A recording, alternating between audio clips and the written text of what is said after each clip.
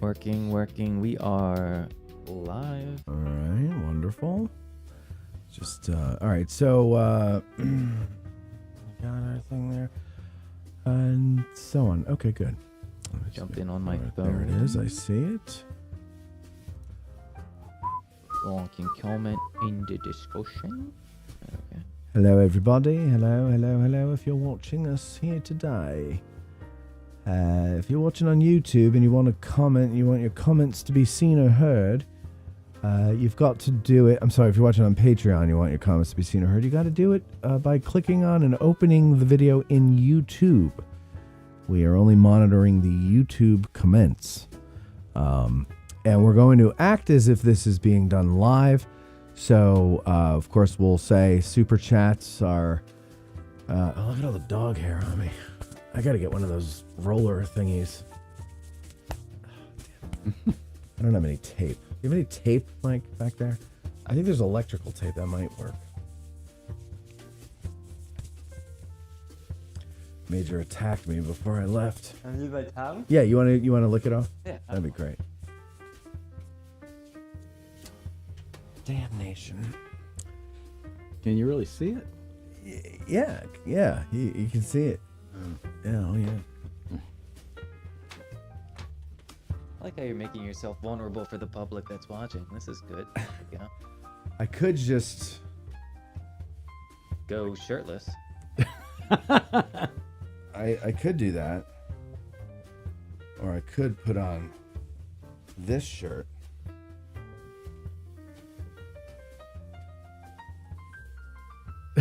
How about that? Like I said, just take your shirt off. It's the same It's thing. the same thing. This is a photograph of me shirtless. Maybe not, huh? Should I just put it over the shirt? I think you're fine. Let's have a little fun. Should I? No, because This is history so people can't. professional. They don't laugh. They don't know how to laugh. You will exclude academia if you do that. Yes.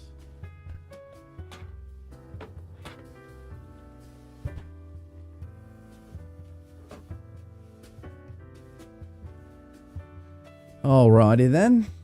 Rich, hello. Project Past, hello. How are you guys? Well, glad I turned the air down to 66 degrees. It's hot as hell in here. Is it? Aren't you hot? I'm fine. All right. I'm old. Yeah, you're always cold, as old people say. Yeah. That's how it goes? Yeah. I'm not there yet. So Rich is there, Project Past. Rich is there, Project Past. John B., hello. Matt brings out the guns shirt every September. That's right. Just want to show you the beach body I acquired over the summer. You did that in Manassas 2 weeks ago. Right there on the field. Yep. All right. Hey, Rich. Hey, James. And 6 Questions is in here. Hello, Hey, 6 Questions. When does 6 Questions do his weekend fun thing? He answered today. I think it was was it September 14th So next weekend. or 12th to 14th or something, I believe. And then he doesn't have his oral set yet. No, you got to go through that Yeah. weekend. Get your mentor and all that good stuff. Oh, you don't get your mentor until the field practicum? We did. Oh, So yeah. I thought you had one all along. Yeah. I guess that wouldn't be fair then to the people who did it in the spring because they didn't get to have theirs as long as somebody who'd had to wait till the fall. Yeah, and those people are mentors to somebody in the spring, too.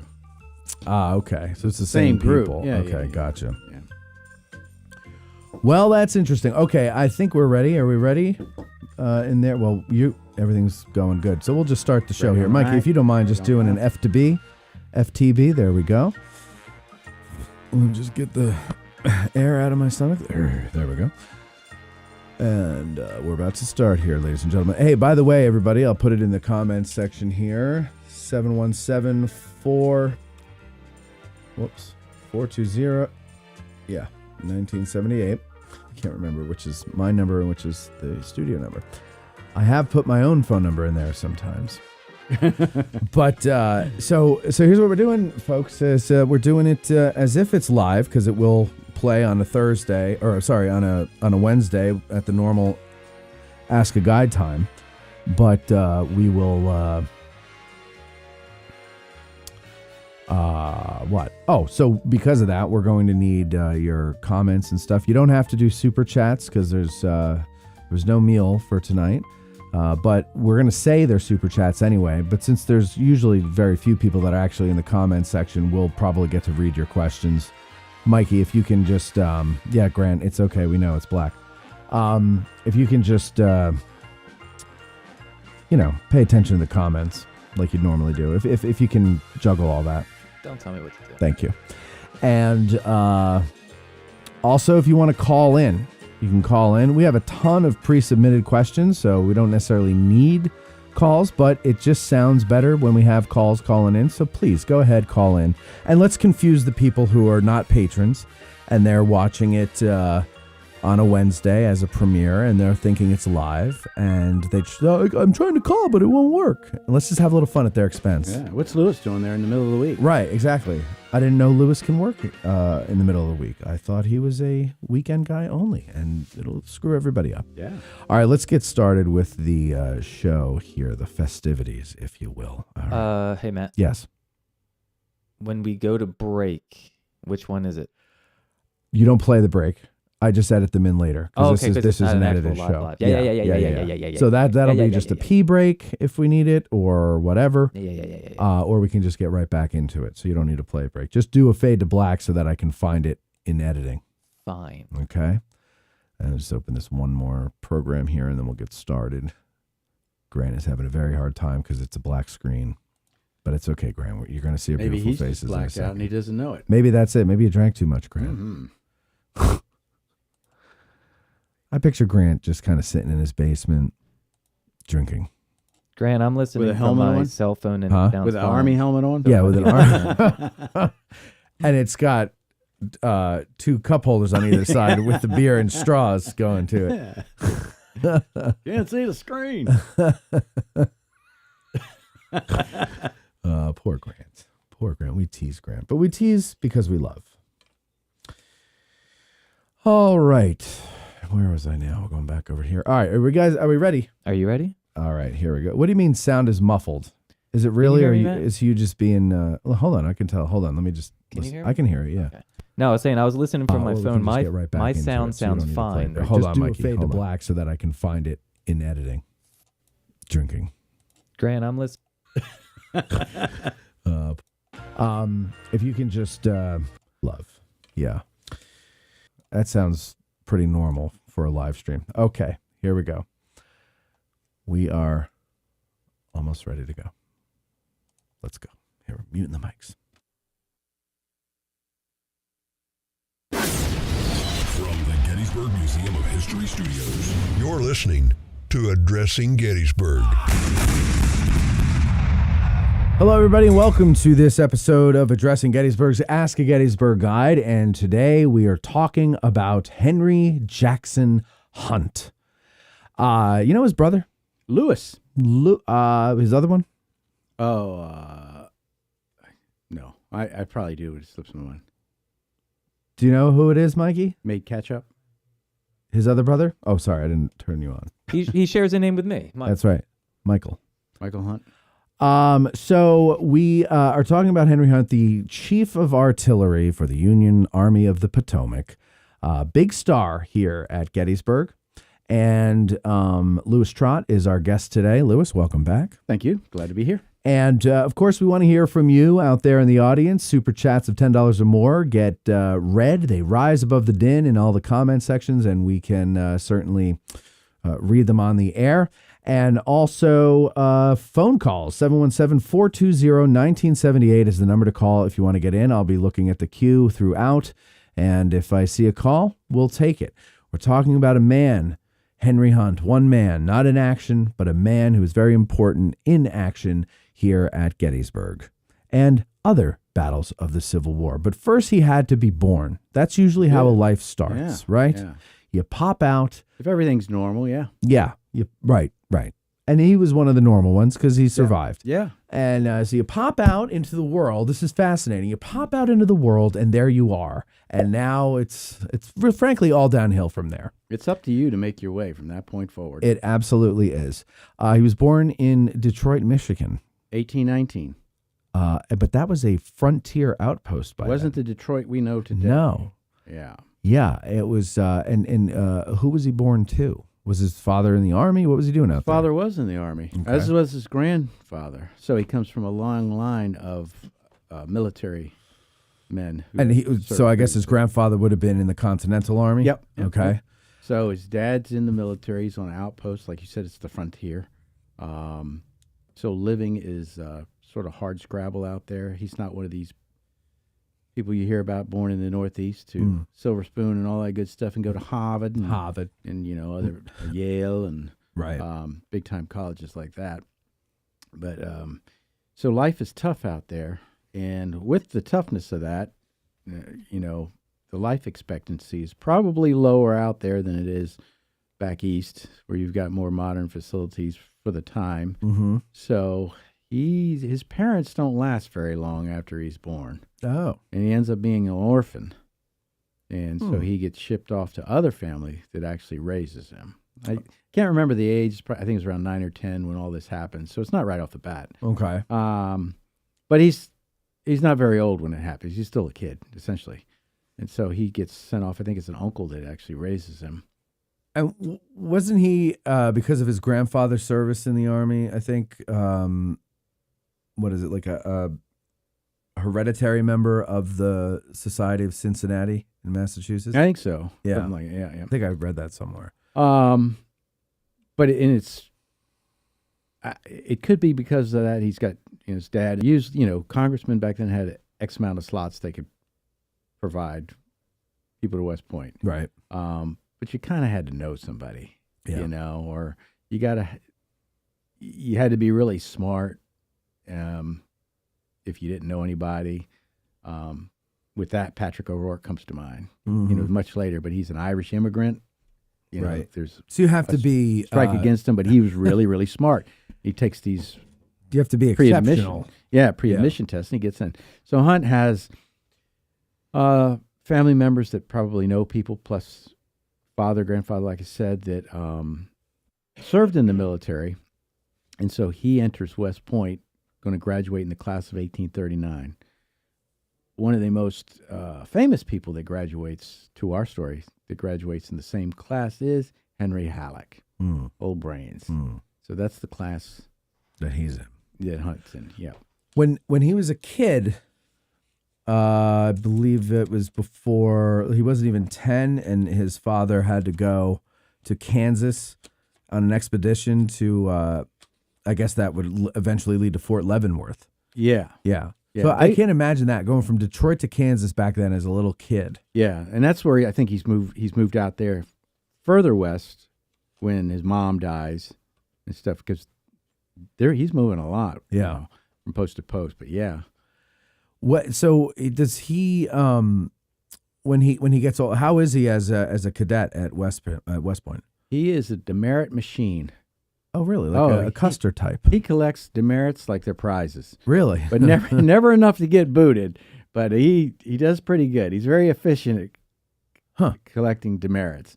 So he's not the most I don't know. I don't want to use the word studious, because he's a smart guy, but he's not following the rules. Is he very like strict. a prankster like Custer, or is He's he? doing stuff that he's not supposed to be. Maybe Right. go off and get some alcohol or something. Get He's some- late. He's not very good at having a very wrinkle-free uniform. Okay. So you show up for inspection. It's like hell, my shirt is Yeah. not very dog hair free. You've got a today. very- yeah. Henry Hunt-like shirt right now. It's perfectly fine with him. Right. He doesn't care. Yeah. And there's something to be said about that, because what matters is your performance. Right. But When when you're you're the in a- real deal, it doesn't matter how Yeah, you dress. yeah. So when you're in a school environment, though, you got to follow the rules. But he's not into the dress and all that pomp and circumstance. What I'm Yes, thinking of. there you go. But he's collecting demerits left and right, So he but never enough to get disqualified from the school. okay. So he graduates West Point in 39. Yep. I'm assuming second lieutenant like everybody else. Yeah, or, artillery, artillery. and he's going to be a career artillerist. Yeah. So he loves the artillery. There's a lot of people, we know when you graduate back then, the top of the class becomes an engineer. And that's a twofold thing. It's prestigious in the military at the time. And if you don't want to stay in the military, you go out and make a ton of money for the railroad or something, building bridges. And then next is your infantry. And those guys, if war breaks out, they're going to get the rank. And you got artillery. And then the cavalry's in there too somewhere. So it's because of where he graduates, he's not going to be afforded the top two. So he's an artillery guy, but he becomes a lifelong artilleryman, and he loves the artillery. I believe his father was an artillerist too. Okay. So it's in the family. Yeah. So I'm assuming then he goes and fights the Mexican War. He does. He's there, and he's in action at different points. It's nothing, no big stories like charging Chapultepec with Longstreet and Pickett and all this. Right. But he is promoted in those actions. Yeah. He is promoted to major at Chapultepec, though, isn't he? Maybe brevet. Yes. Yeah. Brevet. Yeah. I think it was captain. Yeah. At, I forget where, Churubusco maybe, and one other one. Yeah. Because if I remember correctly, at one point they're trying to get to a certain spot down this alleyway, not an alleyway, but a roadway or something. It was blocked by the Mexicans, and he brings his cannon up and blows that away and clears the path for the rest of the army to go through and accomplish their objective. So he is instrumental in certain places. But it's, he does a good job. Yeah. It's nothing crazy, but he does a good job, and he does his job. One thing I read that I thought was interesting was that he was a member of the Aztec Club. Yep. Which is like, VFW, American Legion type of thing, or GAR. But I didn't realize they did that prior to the Civil War. For some reason, I had it in my head that like the GAR, the Civil War is the first time that we started doing that, but that's not true. No. But that was for veterans of the Mexican War. Yeah, Aztec Club. And then, of course, in case you couldn't figure that out. The GAR is a much bigger organization, and that's why we go there and stop. We don't go further back. This is the GAR is the big one. Right. And then we got VFW, like you said, American Legion and such. So he goes with his dad on an expedition that ends up leading to the founding of Fort Leavenworth. And then in the 1850s, I think, he is assigned to Fort Leavenworth. Yep. And he's there and a bunch of he's bouncing around. And he ends up down at Fort Monroe as well. And while he's down there, he meets his first wife. Mm-hmm. And they get married, and then they go out to the frontier again. And he has 2 kids. But his wife gets sick, kind of like his mom, although I don't think his mom got sick from the childbirth. I think his wife, though, doesn't recover fully from the second birth. And then she's going to die out there because of the conditions. So the kids have to come back. They're going to be raised back east with his in-law family while he's still going off doing army stuff at these various posts. So he has to leave his kids behind. And they're down in the Fort Monroe area. I'm saying all that to say he has spent a considerable amount of time in the South. Not deep South per se, but the South. He's familiar with the Southern environment. And he develops a respect for Southerners and their environment. Not slavery. Right. Don't misunderstand or misinterpret. Right. But just the Southerners, the way they conduct themselves. And jumping forward, he does end up being a Democrat in life politically. And, we know they're more inclined to empathize with the Southern way of life, to exclusion of slavery, of course. But he is, like I said, he's very empathetic with them. He likes their way of life. The Southerners he meets and befriends, he is friends with. Beauregard's one of his friends before the war, and that comes around later in life and plays into certain events. I don't want to jump ahead. Okay. But he develops this reputation, for better or worse, of being, and I quote, Southern sympathizer. Okay. But it's because he's spending that's where he's living at the time. That's where the Army has put him, along with being out on the western frontier. Didn't Sherman kind of have a respect for them too from his experiences down in the Probably. South prior to burning it all? Yeah. Yes, Mikey.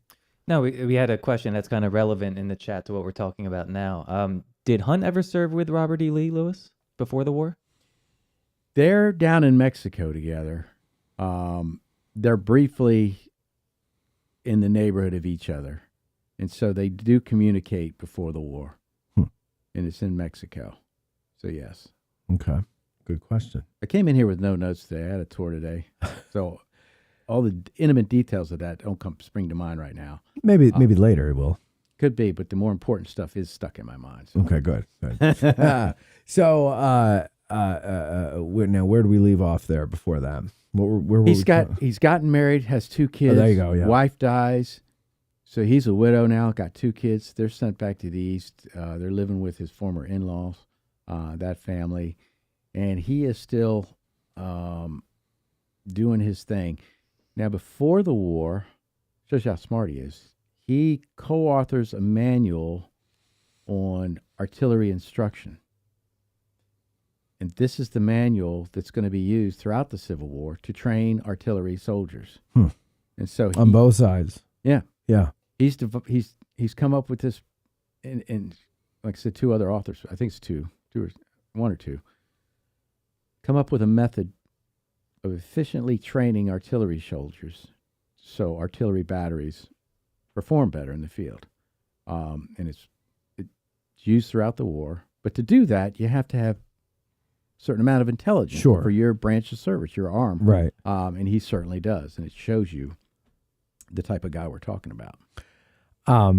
So when so his wife dies, and does he remarry soon after, or not soon after, but he does get remarried. Okay. Yeah, and he has, truck full of more kids. I forget how many more kids he has, but he has more than he has with his first wife.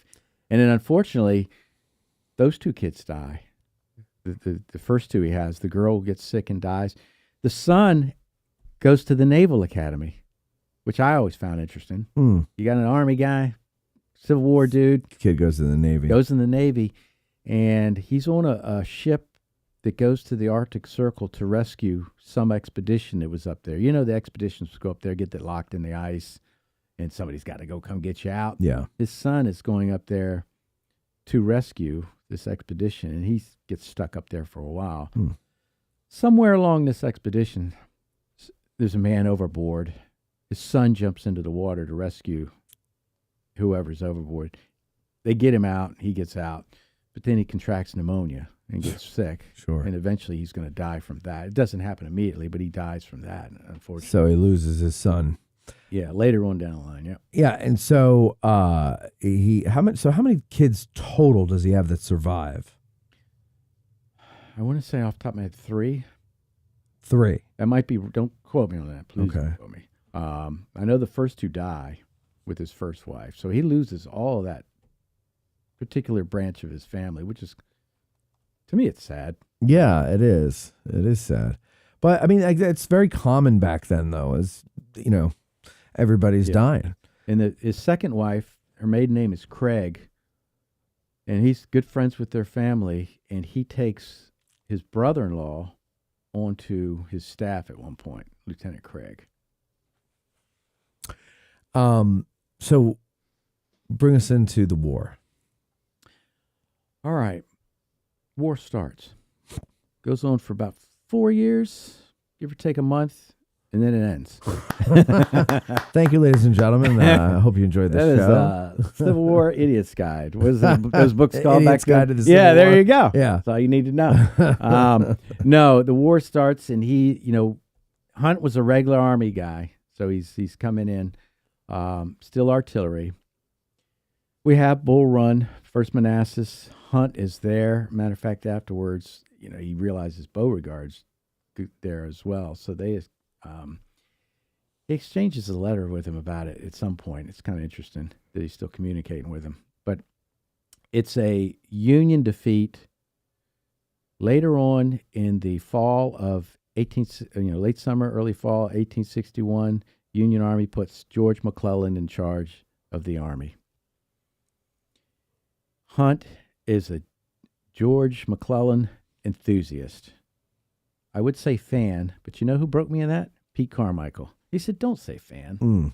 It's not a sporting event. Yeah, thank you. Say enthusiast." I and like I've that. tried to do that ever since. So Yeah. Hunt he's a disciple of McClellan, and he's going to stay a disciple of McClellan until the day he dies.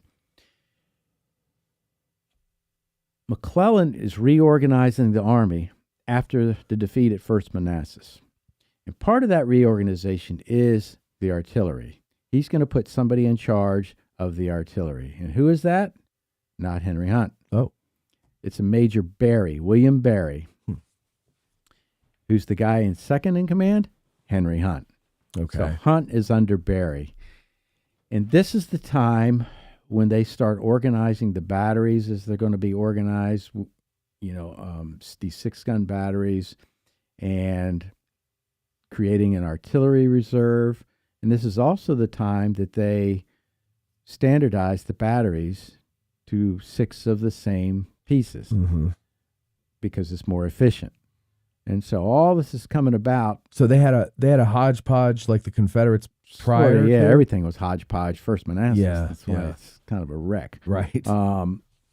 But this is coming under Barry and Hunt.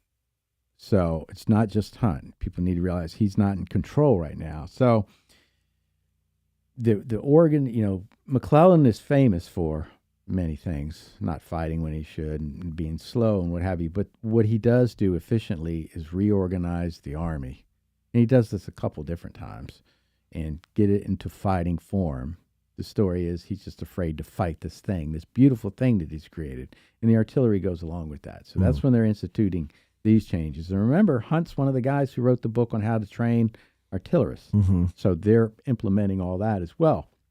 So they can get the most use out of the artillery arm. So now I heard it, actually I didn't hear this. I just two things I want to, before we go too far away from a previous question from 6 questions about Hunt knowing Lee. Mike added to your answer that he served with Lee in New York City also when Lee was helping to build fortifications there.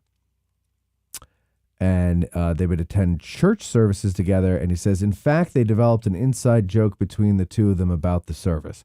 But Mike doesn't tell us what the joke is. We have to figure that out. And then he has another question. He says, I heard that Hunt did not like the 10-pound Parrott rifle. Is that true? Why did he not like that particular cannon? Because they're weak. You got that band on the back. And he actually writes that he doesn't like the 3-inch rifle either.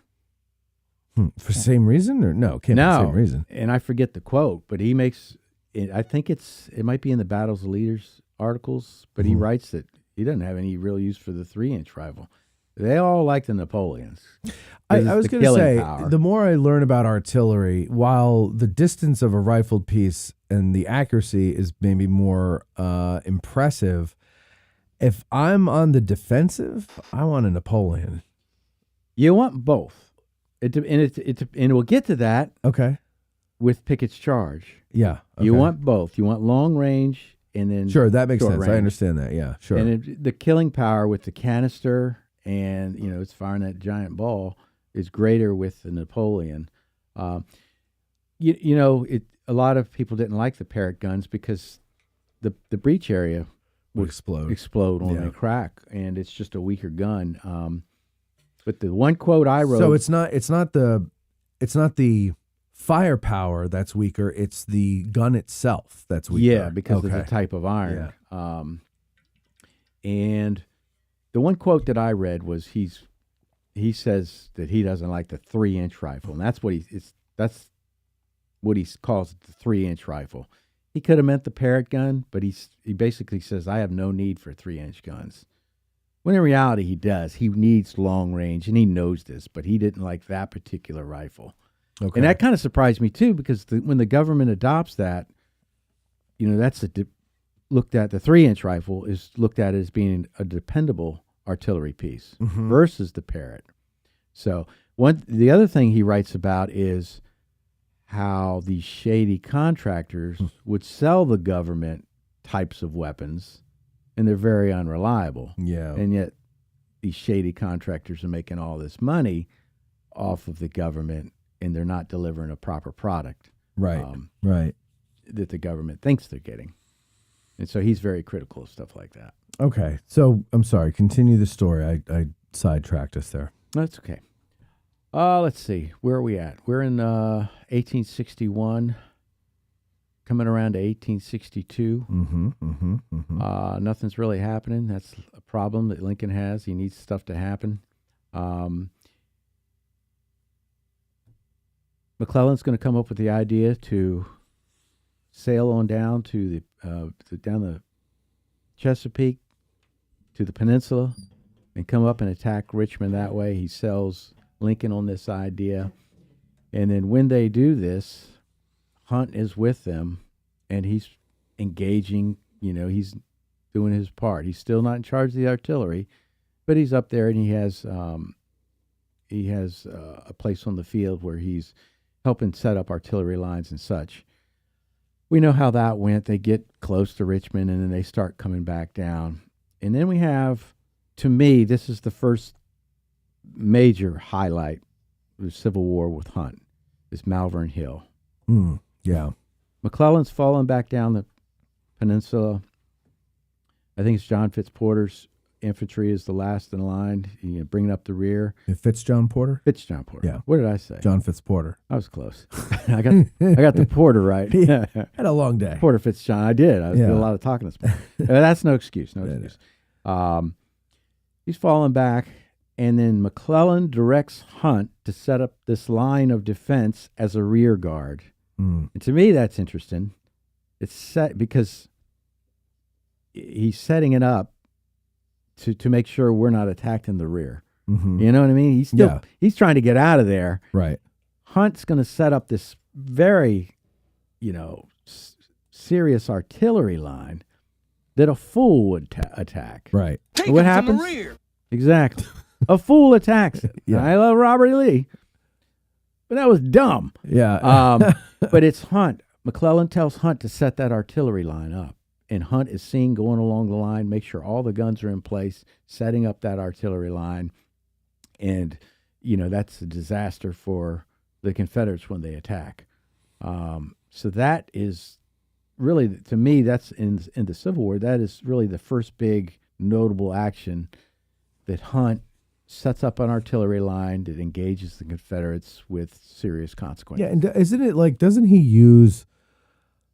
He has like 60 guns or something under his command, but he uses them as like one battery, right? Or something like that. They're lined up pretty much hub to hub, I think. Yeah. And and they got the high ground. It's foolish to attack. Yes. It looks foolish. Yes. And then I remember reading that the artillery had done so well at Malvern Hill that the infantry didn't really have to do much. No. They, like they had just done such a good job at there's infantry there because Porter Fitzjohn is there. No, his name changes every time. I did that one on purpose. Yeah, I figured. But yeah, that's artillery against infantry, and it's not Right. good for the infantry in that case. So that happens. McClellan gets safely off the peninsula, and now what are we going to do? We got to do something. And then you have, at some point around here, William Barry decides to leave that position. He's not told to. He decides to leave the position and go to Washington to be some sort of administrator, still in the artillery arm, I believe, but that in charge, the commander of the artillery now is vacant, and that's when Hunt is put in charge. He's commander of the artillery of the Army of the Potomac by George McClellan, and he's given operational control over all the artillery. You're going to have Second Manassas, and then you're going to have Antietam. Nothing notable happens that I can think of with those two. Wasn't he promoted after South Mountain? Hunt? Hunt. Could be. I think he was. I think he was. Mikey, do you know? No, I do not. I'm doing terrible on this guy. Eesh. No, I mean these are odd things that I'm throwing out there. Yeah, I tried to get all the Gettysburg stuff down in my mind. Like I said, I didn't bring any notes. Well, that's all right. We can get to Gettysburg then. We'll But get no, there. I'm still working my way, because then we know after Antietam, McClellan's relieved, Right. and Burnside's brought in, and Burnside still has him in control of the artillery, and he's going to set up that long line of artillery on Stafford Heights that's going to be throwing shot and shell into Fredericksburg when they're trying to build their pontoon bridges. Yeah. And it just gets progressively worse, the fury of the cannonade, because every time these engineers trying to go out and complete these bridges, you've got Barksdale's brigade shooting at them. So they keep trying to blow them out of the thing. And I think it's Hunt that suggests, hey, let's take some infantry across over there, and we'll cover them with artillery and let them go and root them out. So eventually they root them out. But the bigger point is Hunt is in control of that artillery line. Burnside still has him in control of the artillery. Fredericksburg is a disaster, though. Just the way the attacks happen and such. Mm-hmm. And then he gets relieved, Burnside does, and then Hooker comes in. And this is where things change, not for the better, for Hunt. Oh. Hunt is de-operationalized, if that's a word. And I think operationalized is, what's the word Doug Dowd used in his staff episode? Remember? I remember that we did one. Yeah, I listened to it and I thought it was one of the best ones I've heard, because Doug is he's a very smart man. Great. And I hate to say that about Marines, but I have to give their due. Well, he's a colonel. It don't matter. So he's made My his way mentor, up. Rob Abbott's a Marine colonel, too. Yeah. What are you saying? Rob's not smart? Oh, he's smarter than me. Exactly. So what are you saying? It's hard for an Army guy to say this. Oh, I got you. The hardest thing I'll say today. It is hard to admit. Two I'm Marines sure. are smart. Yeah. But I think he says he operationalizes Hunt. Meade does. Okay. Hooker, he has to do that because Hooker de-operationalizes him. He takes away his power. And he makes Hunt more of a artillery advisor rather than an operator in direct command of I see. artillery So units. he's taking him out of the placing field. batteries. Yes. And he's putting him on a desk. Yes, basically. without a desk. But Yeah. he Yeah. becomes Hooker's advisor. Yeah. And then he'll send Hunt out during the Battle of Chancellorsville. He'll send Hunt out to do certain things with the artillery.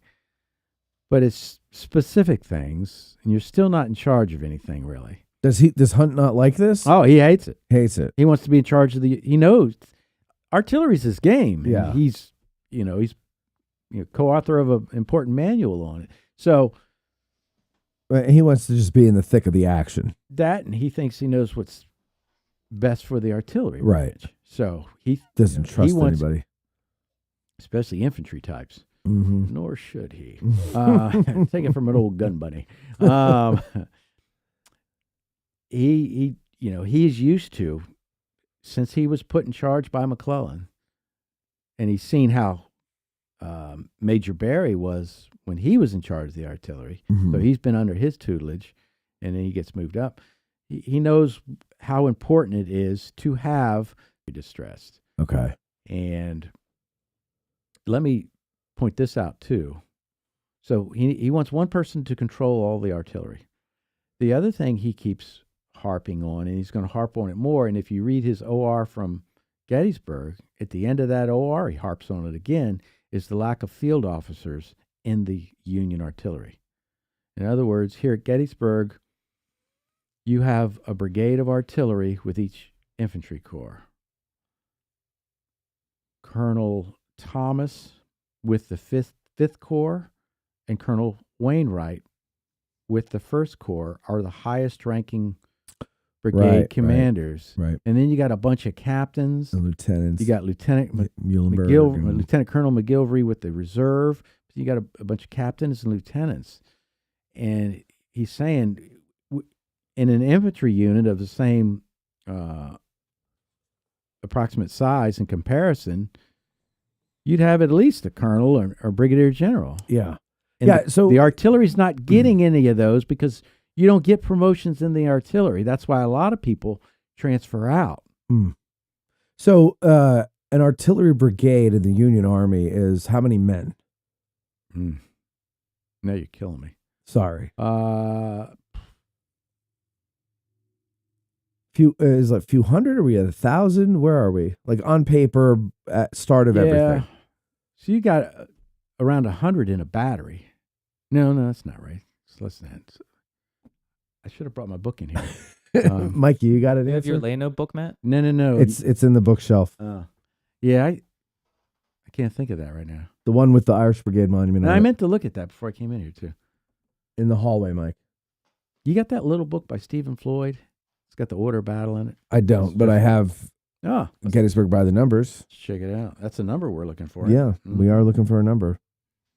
I used to know the answer to this. Yeah. So I'm not asking you to stump you. Normally I would have the answer. Yeah, that's okay. Where's Mike Lentz? I know. Well, I'm waiting. I'm looking to see if Mike's got the answer yet. It might I not admire have. that guy. I've got some answers. I mean, first one I opened to was, oh my goodness, the microphone's come off. The 12th Corps Brigade had 604 men in it. Okay. Yeah, there we go. So that's about average for all of them. Yeah. All right. And that's commanded by a Major Osborne. Yeah, Thomas Osborne. Very good. This just gives the order. So Lieutenant Muhlenberg, was that Sorry, was he in reserve artillery? Who did he belong to? He is no. He's 11th Corps. 11th. Okay. Is that right? No. No. Well, no. Osborne's 11th. Right. He's 12th Corps. 12th. Yeah. That's what I thought. Okay. Yeah. This just gives names. But the point is, you've got these organizations with a bunch of lower ranking officers in charge of them. And Hunt is pushing and pushing and pushing for slots to be awarded to the artillery branch for field ranking officers because he feels that that's what is needed. And the other point he makes is it keeps highly qualified soldiers in that branch rather than transferring out to the infantry where they can get rank because soldiers want to move up. Yeah. And so the last bit of his OR regarding Gettysburg, that's what it's about. It has nothing to do with the battle. It's saying these are how many colonels we got, lieutenant colonel, captains, and lieutenants in charge of these brigades. We should have field officers.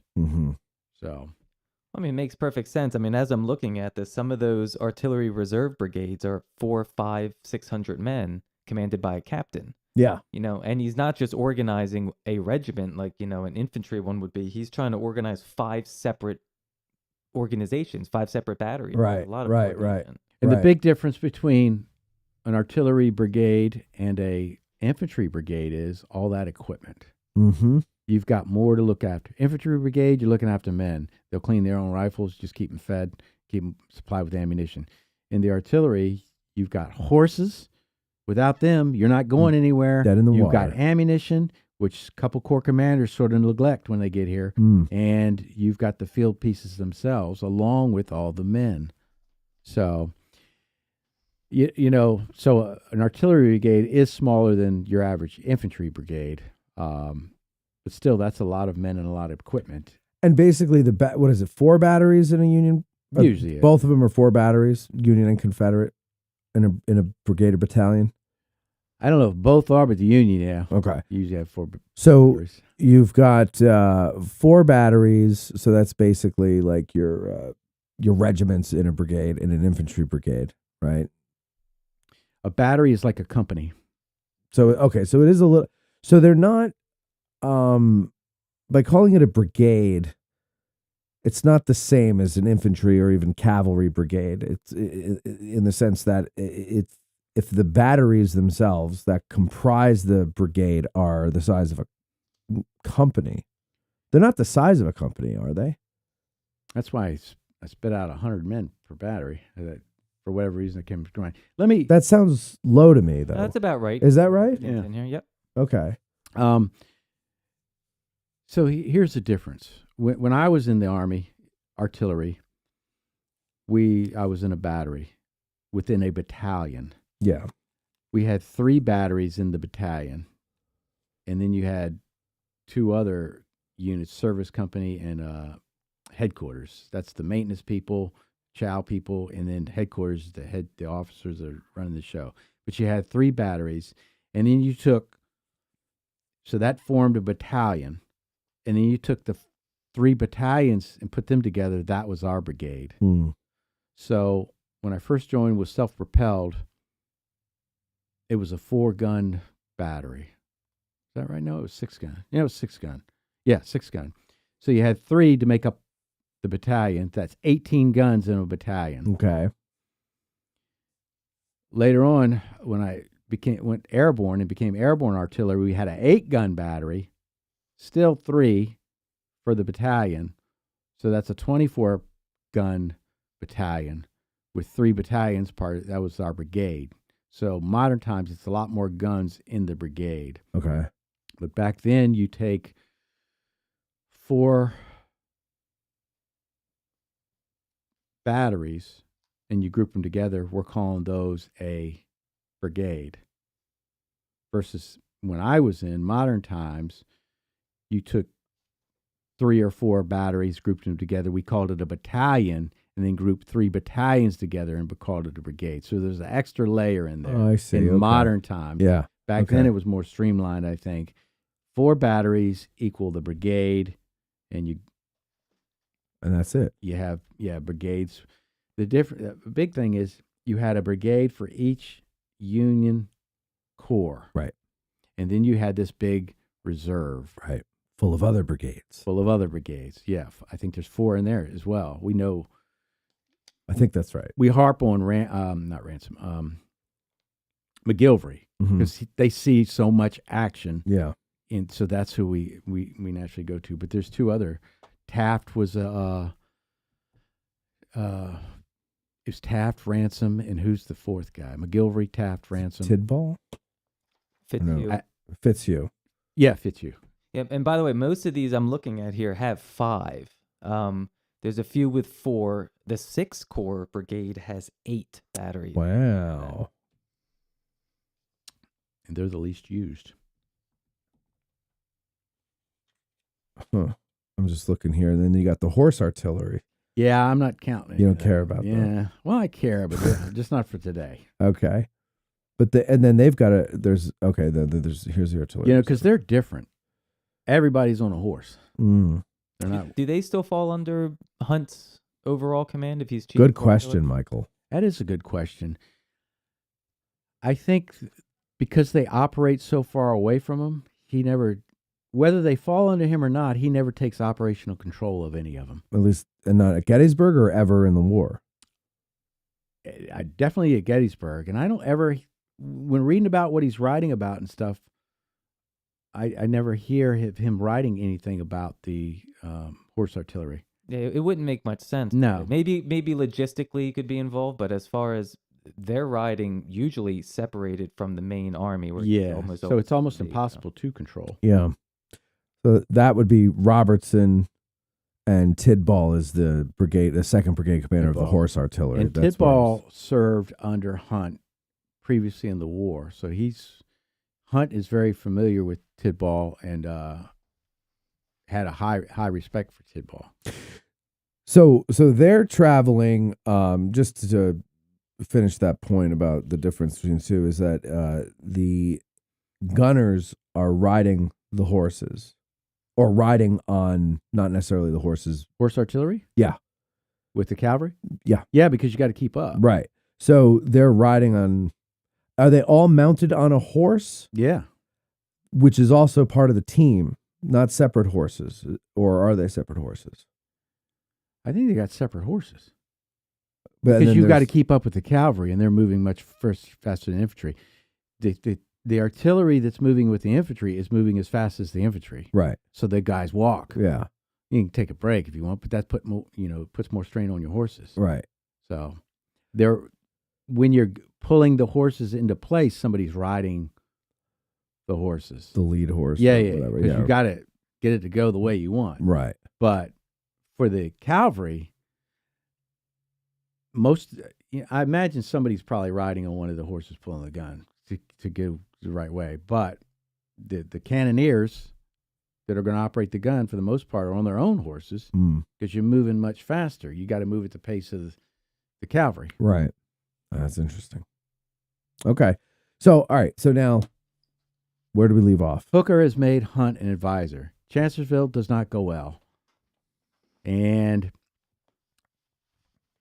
the Gettysburg campaign's going to start early June. Everybody knows that. Mm-hmm. And they're moving up here. Hunt is still in this area that he don't want to be. He's still an advisor. Nothing has changed as far as his status. And then on the 28th, the Union Army gets a brand new commander, George Meade, down in Frederick. We all know that too. Heard of that guy. This is when things change to the better, and this is when we have things that start happening that really last until the end of the story.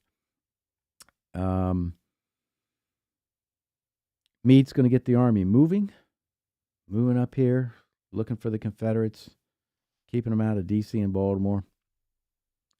And on the 30th, General Meade's at Taneytown, Maryland.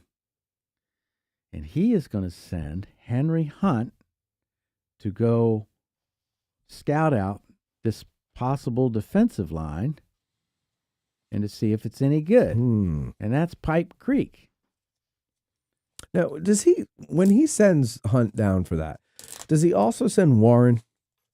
Or is it just, is he sending Hunt because he wants to know if it was a good place for artillery? Yeah, part of the defense. Like, in other words, if it's not good for artillery, it's not a good defensive position. Could be, but he either way, he trusts Hunt's opinion. Okay. I don't think he sends Warren. I mean, because I could be wrong. Warren's his chief of engineers, you know, would think so he you would would. think Yeah, that he would want both of their opinions. He could. I just can't remember that either. Okay. Do you remember, Mike? No. I'm doing either. horrible. I should take off my guide. But to me, it's really interesting. He sends Hunt, so he has a high opinion and trusts Hunt's judgment. Something that nobody ever really says it, but given the way he's treated by Hooker, General Hooker doesn't necessarily have such a high opinion of Hunt, right? Because he's stripping him of power, right? The opposite's starting to happen, and he goes down and inspects the line and everything, and then when he comes back and joins up, and this happens morning of July 1st, when he comes back, joins up with Meade. Meade is headed towards Gettysburg, so Hunt's with him. And they get here late at night. When they get here, Hunt, Meade asks, "Great place to fight." Yeah, it is. But then he's going to inspect his lines, and this is where things turn for Hunt. Meade tells Hunt, "Ride the line and pick out good artillery places. Pick out the places to set up the artillery." That is operationalizing Hunt once again. Mm-hmm. There's no formal paperwork. You're it now. You're back in charge. But by giving this directive, in Hunt's mind, I'm now in charge again. He's telling me, ride the line, what will be our line, because it's not formed yet, and pick out how we're going to form our artillery. So typically do that. Not how we're going to form the reserve artillery, but how we're going to put our core batteries in place. Yeah. He's not talking about the reserve. Is Meade is basically saying you're back in charge of, or you're in charge of all the artillery. That's the way Hunt's taking it. Okay. That was my question. Is Meade actually saying that, or is Hunt interpreting it that way? Because if I would interpret it that way, if I'm told go find where to put all the Corps' artillery. Yep.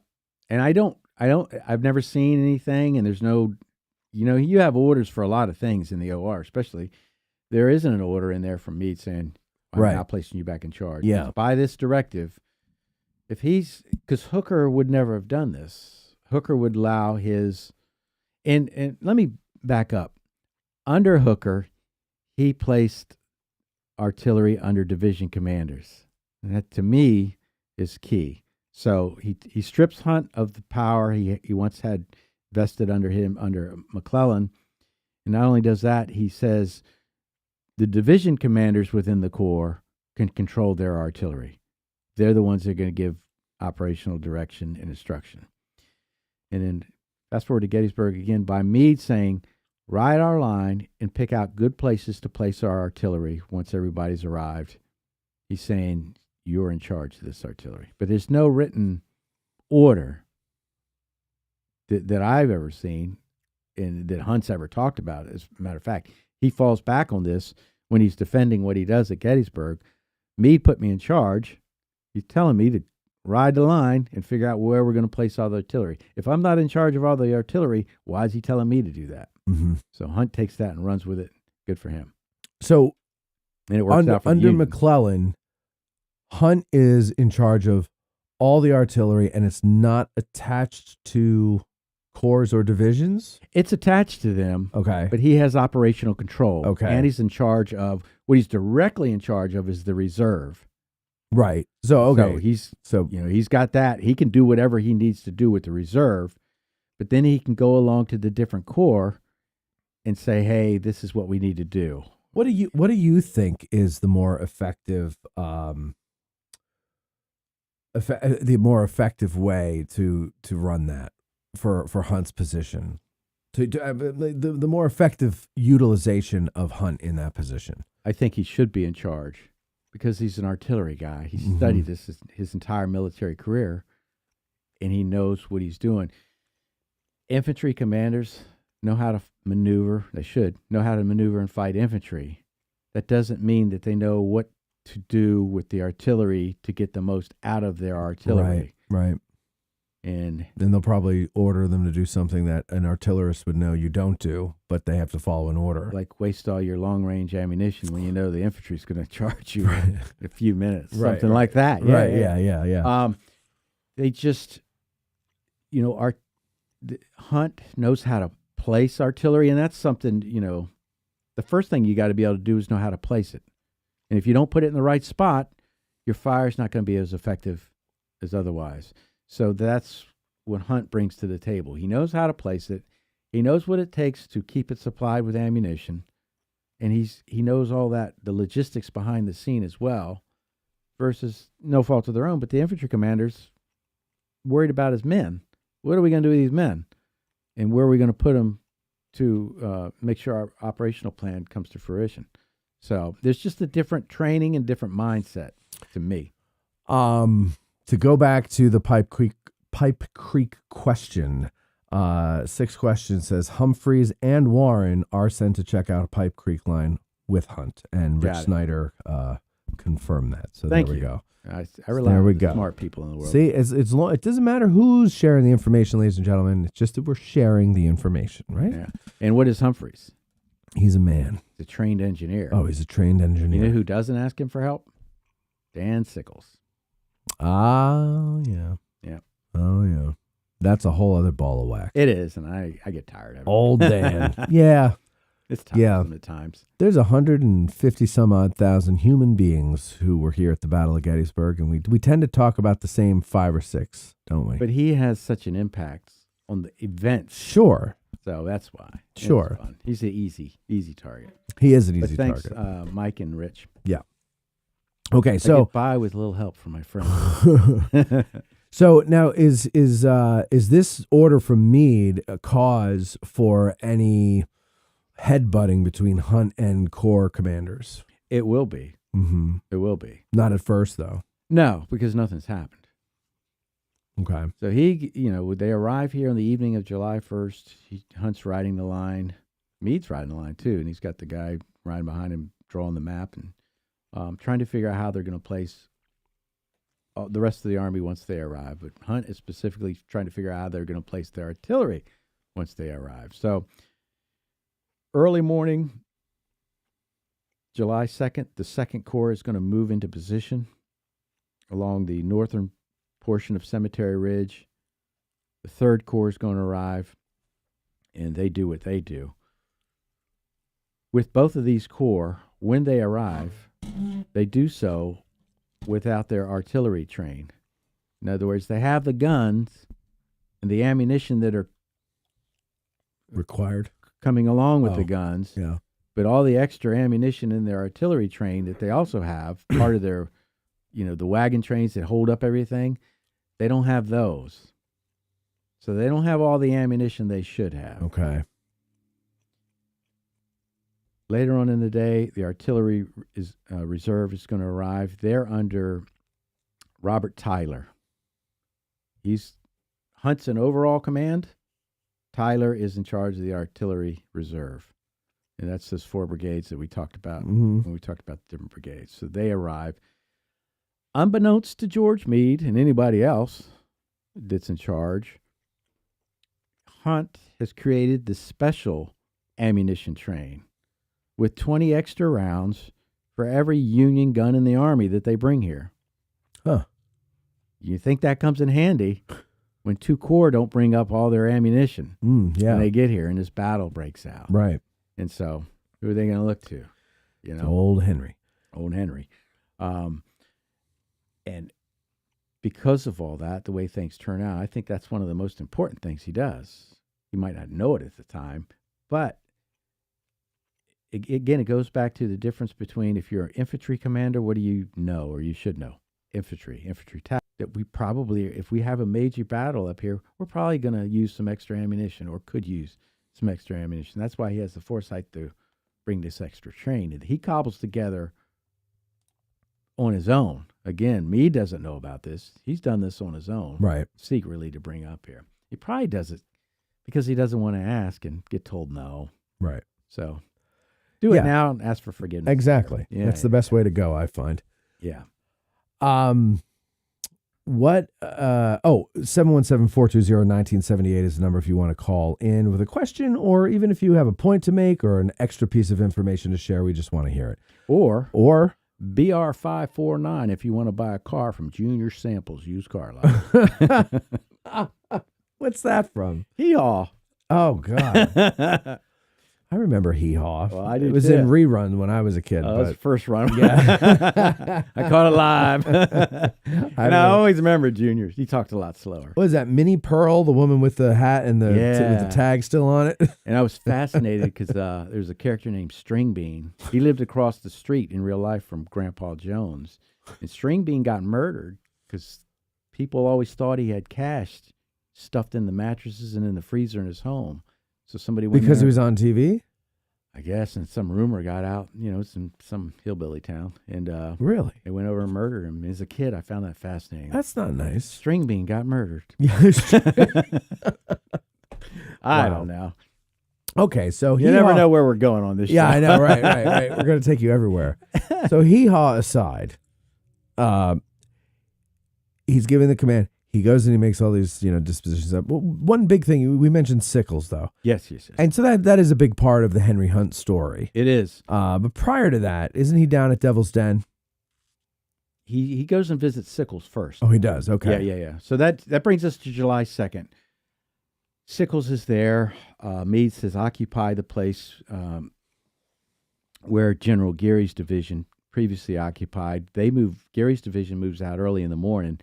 And Sickles, whether he knows where they were at or not, he tells, they weren't really anywhere. I'm sorry. I'm laughing because I just looked at the comments and Rich Snyder says, String Bean's murder was very tragic. It just sounds so funny when you say String Bean. I'm glad there's somebody that knows who String Bean is. String Bean. Okay, go ahead. And Lulu, the big, large Marge on there. So Sickles says he doesn't really understand where Gary's division was. And that's the lowest part of the ridge. I tell people that are just here on a regular tour, the line Sickles is supposed to occupy is problematic. There is a wood lot to the the west of what is now the road going up the way. And Plum Run ran up through there too. So that area along that wood line, just north of the Weichert farm there, is marshy. It's not the best.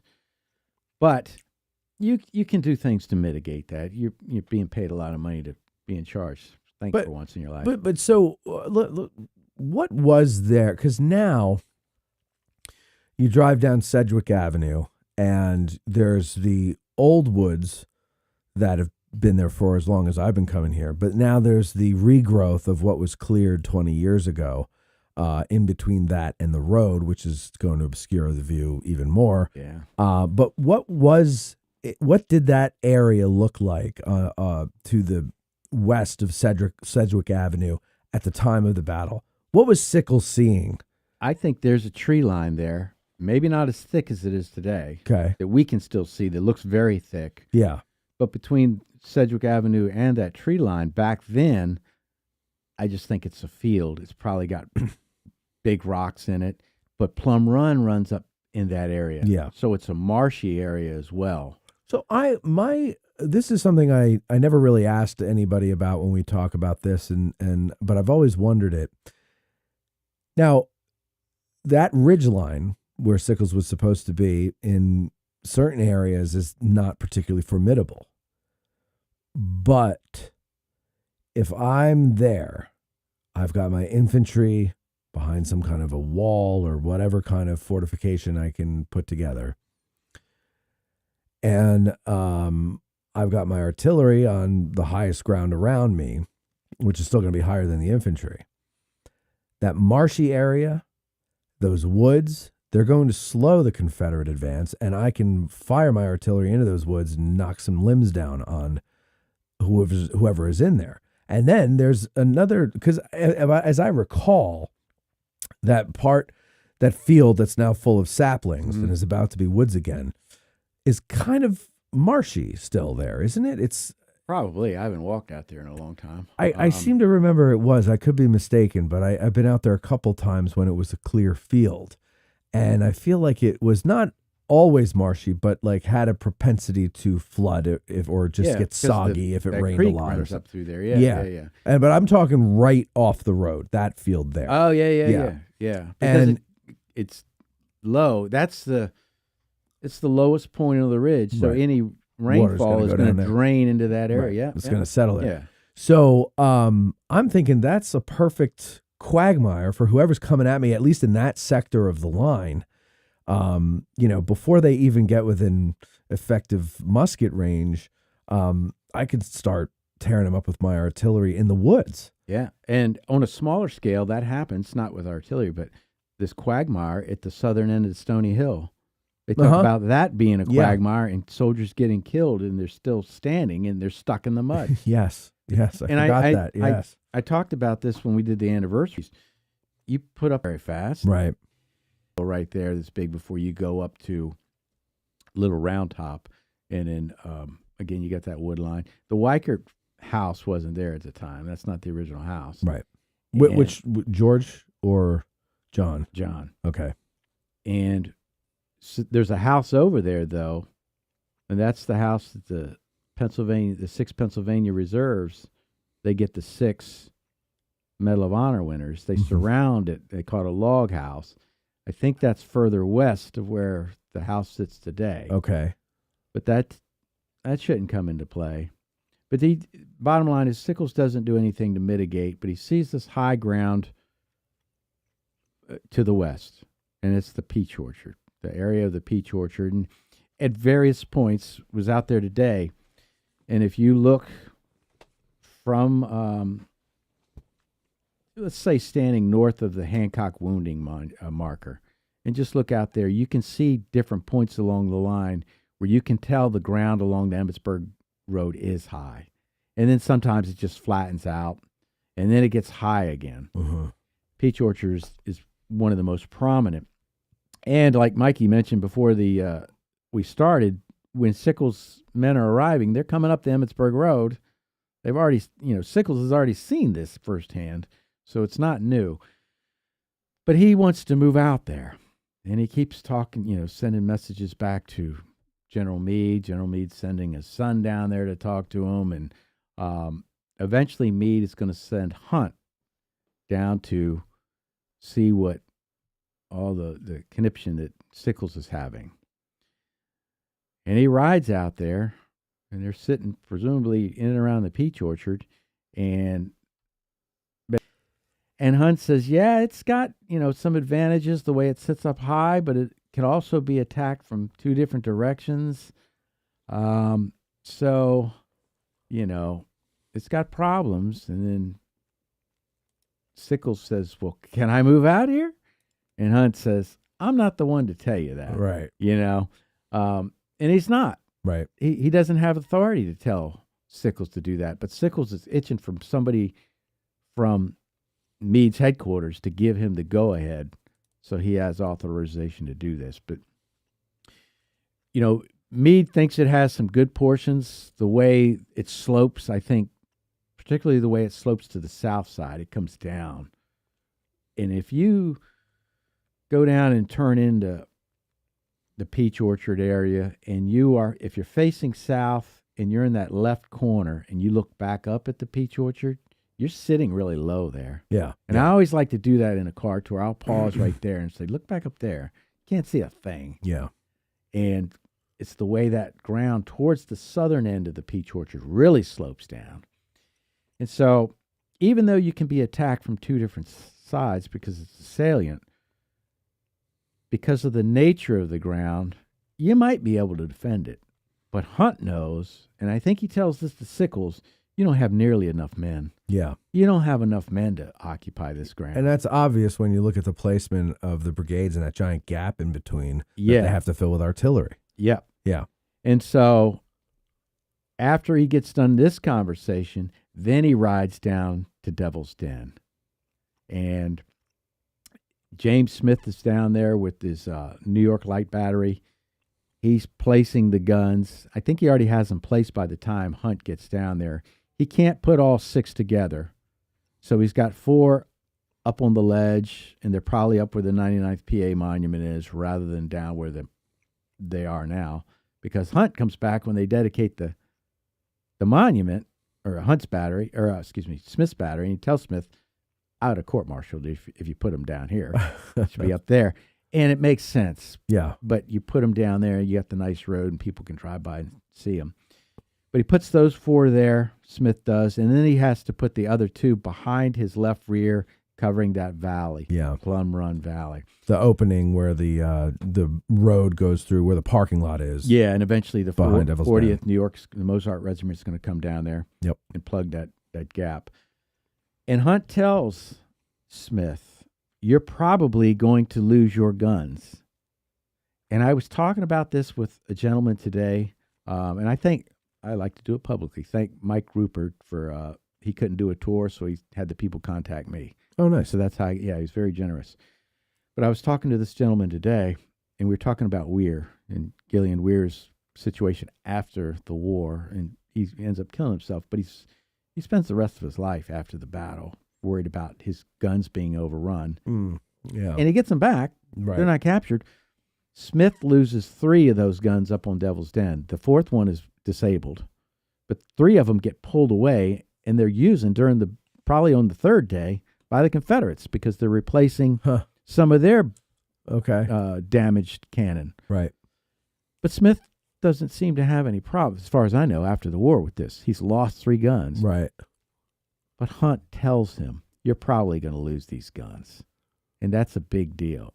To have the artillery commander say this, that sort of gives you cover for the rest of the life. Right. And it's unfortunate that we're a regular Army soldier, and, Hunt, Warren, Weir, they're all regular Army soldiers that after the war they fought various demons for various reasons. They could not let it go because the honor that they had, they feel has been impeached, and they can't let it go. Yeah. And to me, it's different than a Joshua Chamberlain. I'm just throwing his name because he's a volunteer.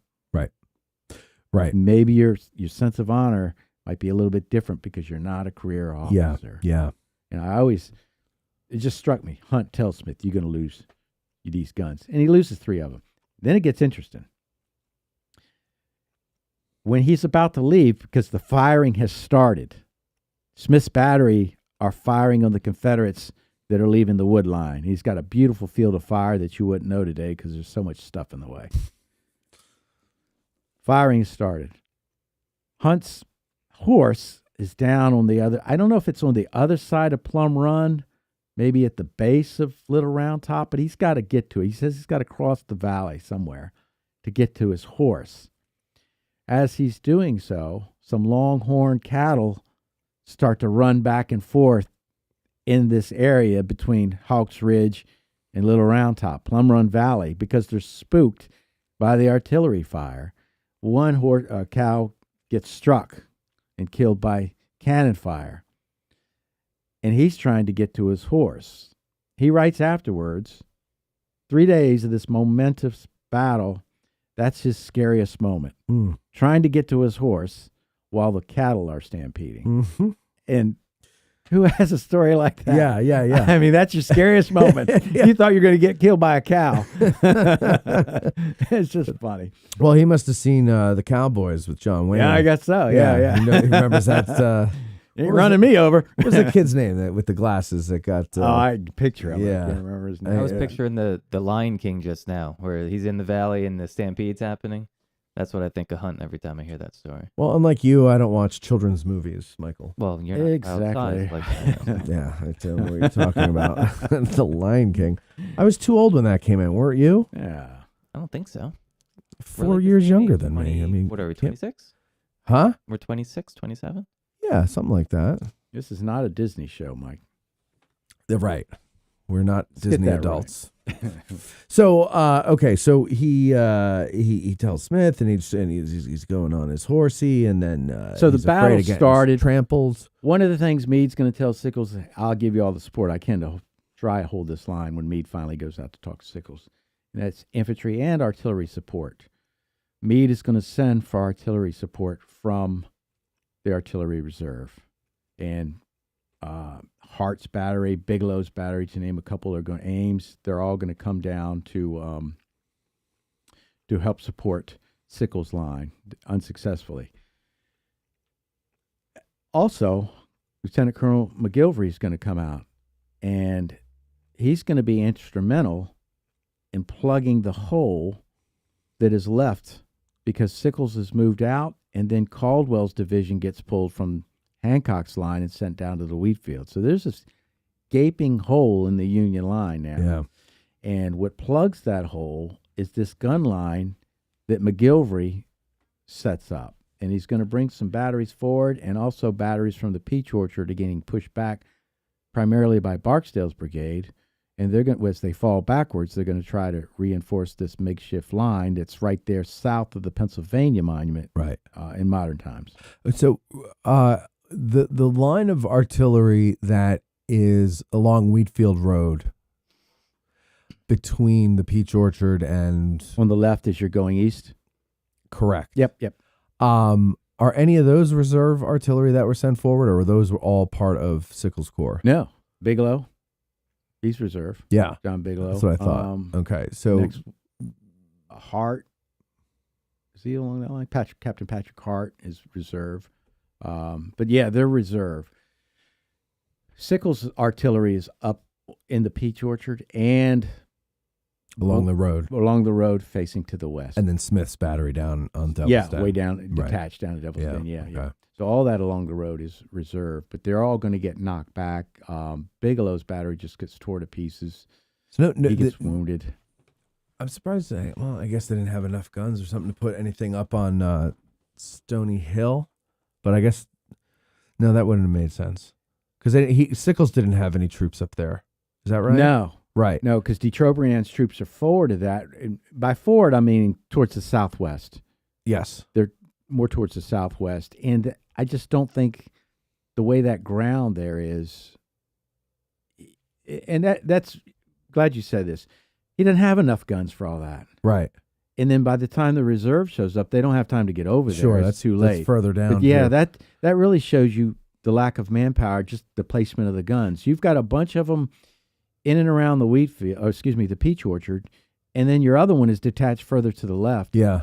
In Devil's Den. But that's also, not only is that a huge gap from de Trobriand's right up to the Peach Orchard, but the terrain there is tough because you really can't see each other. Yeah. It's right? very, as I tell people in the field, the further south you go, the land is really up and down a lot more. There's a lot more hollows. And like I said, you stand there in the Peach Orchard and you look south, that land slopes down. You got that tree line. Then it comes up to the Rose Farm Lane, and you can, just look at the Emmitsburg Road is where you can really see it, how the road goes up and down and stuff like that. It's following the land. It's deceptively flat looking from a distance. Yeah, and so there's only, you don't have enough guns to occupy between Devil's Den and the Peach Orchard, but there's only so many places you could put them anyways because of the terrain and the effective fields of fire you would have. Yeah. So it's, where you put them is where you see them along the Wheatfield Road. You're trying to stop them there. And the onslaught is just going to be too great between, Kershaw's coming in on the right headed towards the Wheatfield, and then when Barksdale hits, that's really going to unlodge everything and push it back. Bigelow's guns get overrun in time. The problem is all the horses get killed. You can overrun anything, but if you need horses to get them off the field, you're not going to get them. Yeah. So the 39th New York comes down from Willard's brigade and helps get those. They overrun Malbone Watson's battery, and they get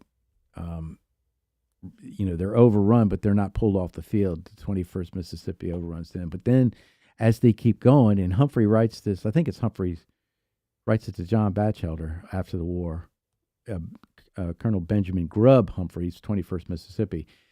They're pushing forward, and all of a sudden up on this hill, it's the ridge, there's a line of artillery staring at us. And it's this gun line that McGilvery has put together, cobbled together.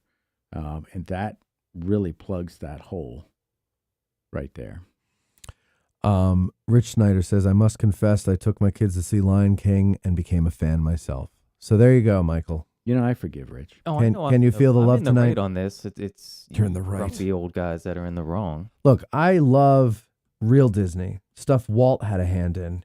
Pirates Daniel of the Boone Caribbean. on Sunday nights. Yeah. What was it? Frontierland with Yeah. Tom Sawyer Yeah, Island yeah. and Fort something or other, and that was cool stuff. Not That's a new lost stuff. fish, and What? I said not a lost fish. Was that Disney or Pixar? Oh, I don't know. Is it the same thing?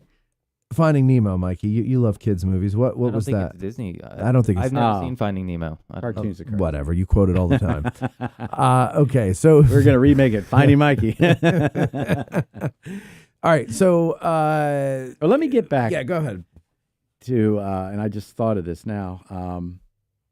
It's the topic of Meade giving operational control to Hunt. Another thing he does is on the morning of July 2nd, when the 12th Corps moves in, Slocum tells Meade, "Hey, I got a gap in our line over here connecting us with the 1st Corps, the remnants of the 1st Corps over east side of the Baltimore Pike. I need help." Mm-hmm. Meade tells Hunt to fill that gap with artillery. Mm. So he's giving him direct control. I skipped that little tidbit. It doesn't play a big part like these other things, but it is part of the notion that by giving these orders, Hunt is being operationalized again by Meade, because Meade saves the day at that end of the line, really, because there's a big hole there. And if there ain't nothing there, they keep coming. Willard's brigade comes down there. 1st Minnesota goes forward. 19th Maine goes across. So you do eventually have infantry coming, but if they don't get there in time and that artillery is not there to slow and further devastate these brigades coming across, who knows what will happen.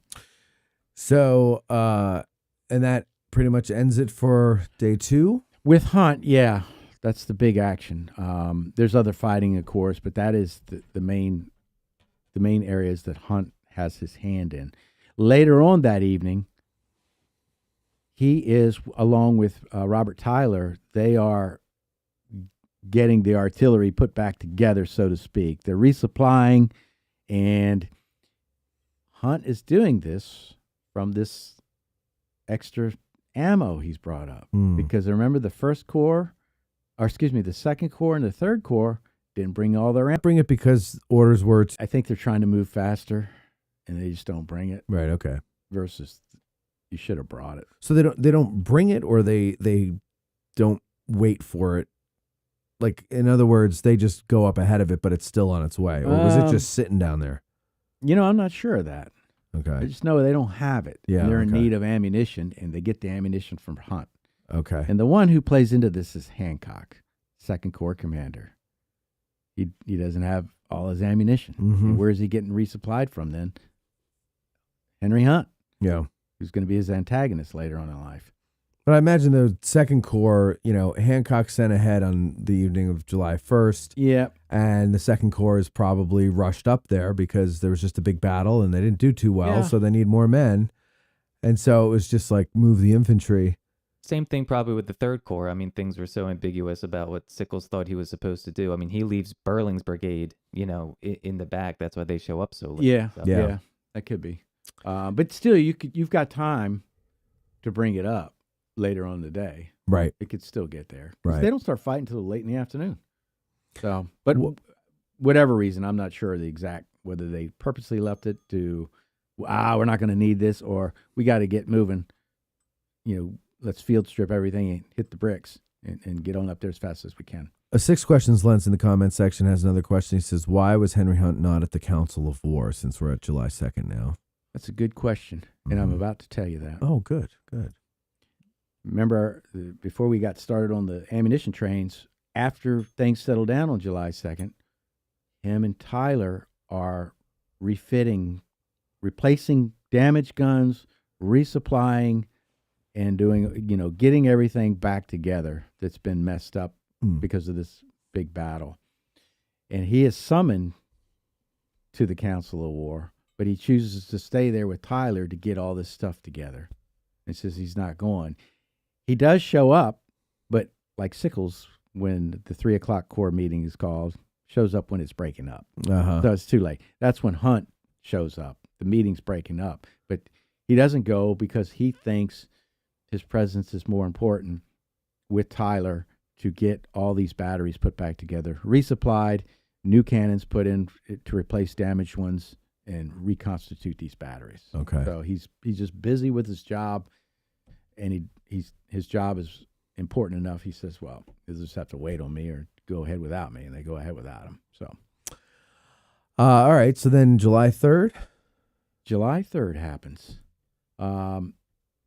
And as we know, it starts off with the Union Army going to drive the Confederates off of Lower Culp's Hill. Takes a long time, approximately 7 hours, from let's say between 4:30 to 11:30.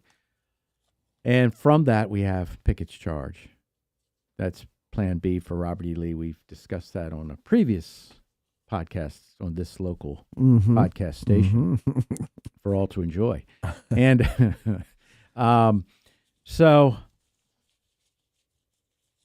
Hunt talks about, and I said this today to the gentleman I was with, there's a couple things I'd like to see during the battle if I could go back in time. None of them are battle related. They're battle related, but it's not actual fighting. It's one of them is to watch the Confederates set up their line of artillery in preparation for Pickett's charge.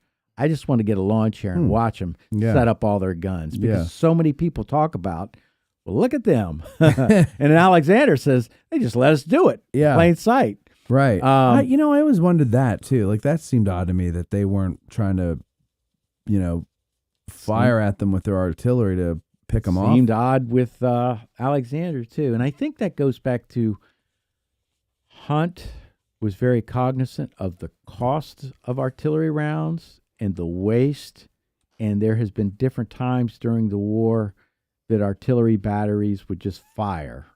Fire as fast as they can. They are not checking to see the results of their fire, to see if they need to adjust fire, and it becomes a giant waste. I think this comes from Pickett's charge. Doesn't he admonish a young man, are you aware that every round you fire costs $2.67? Yeah.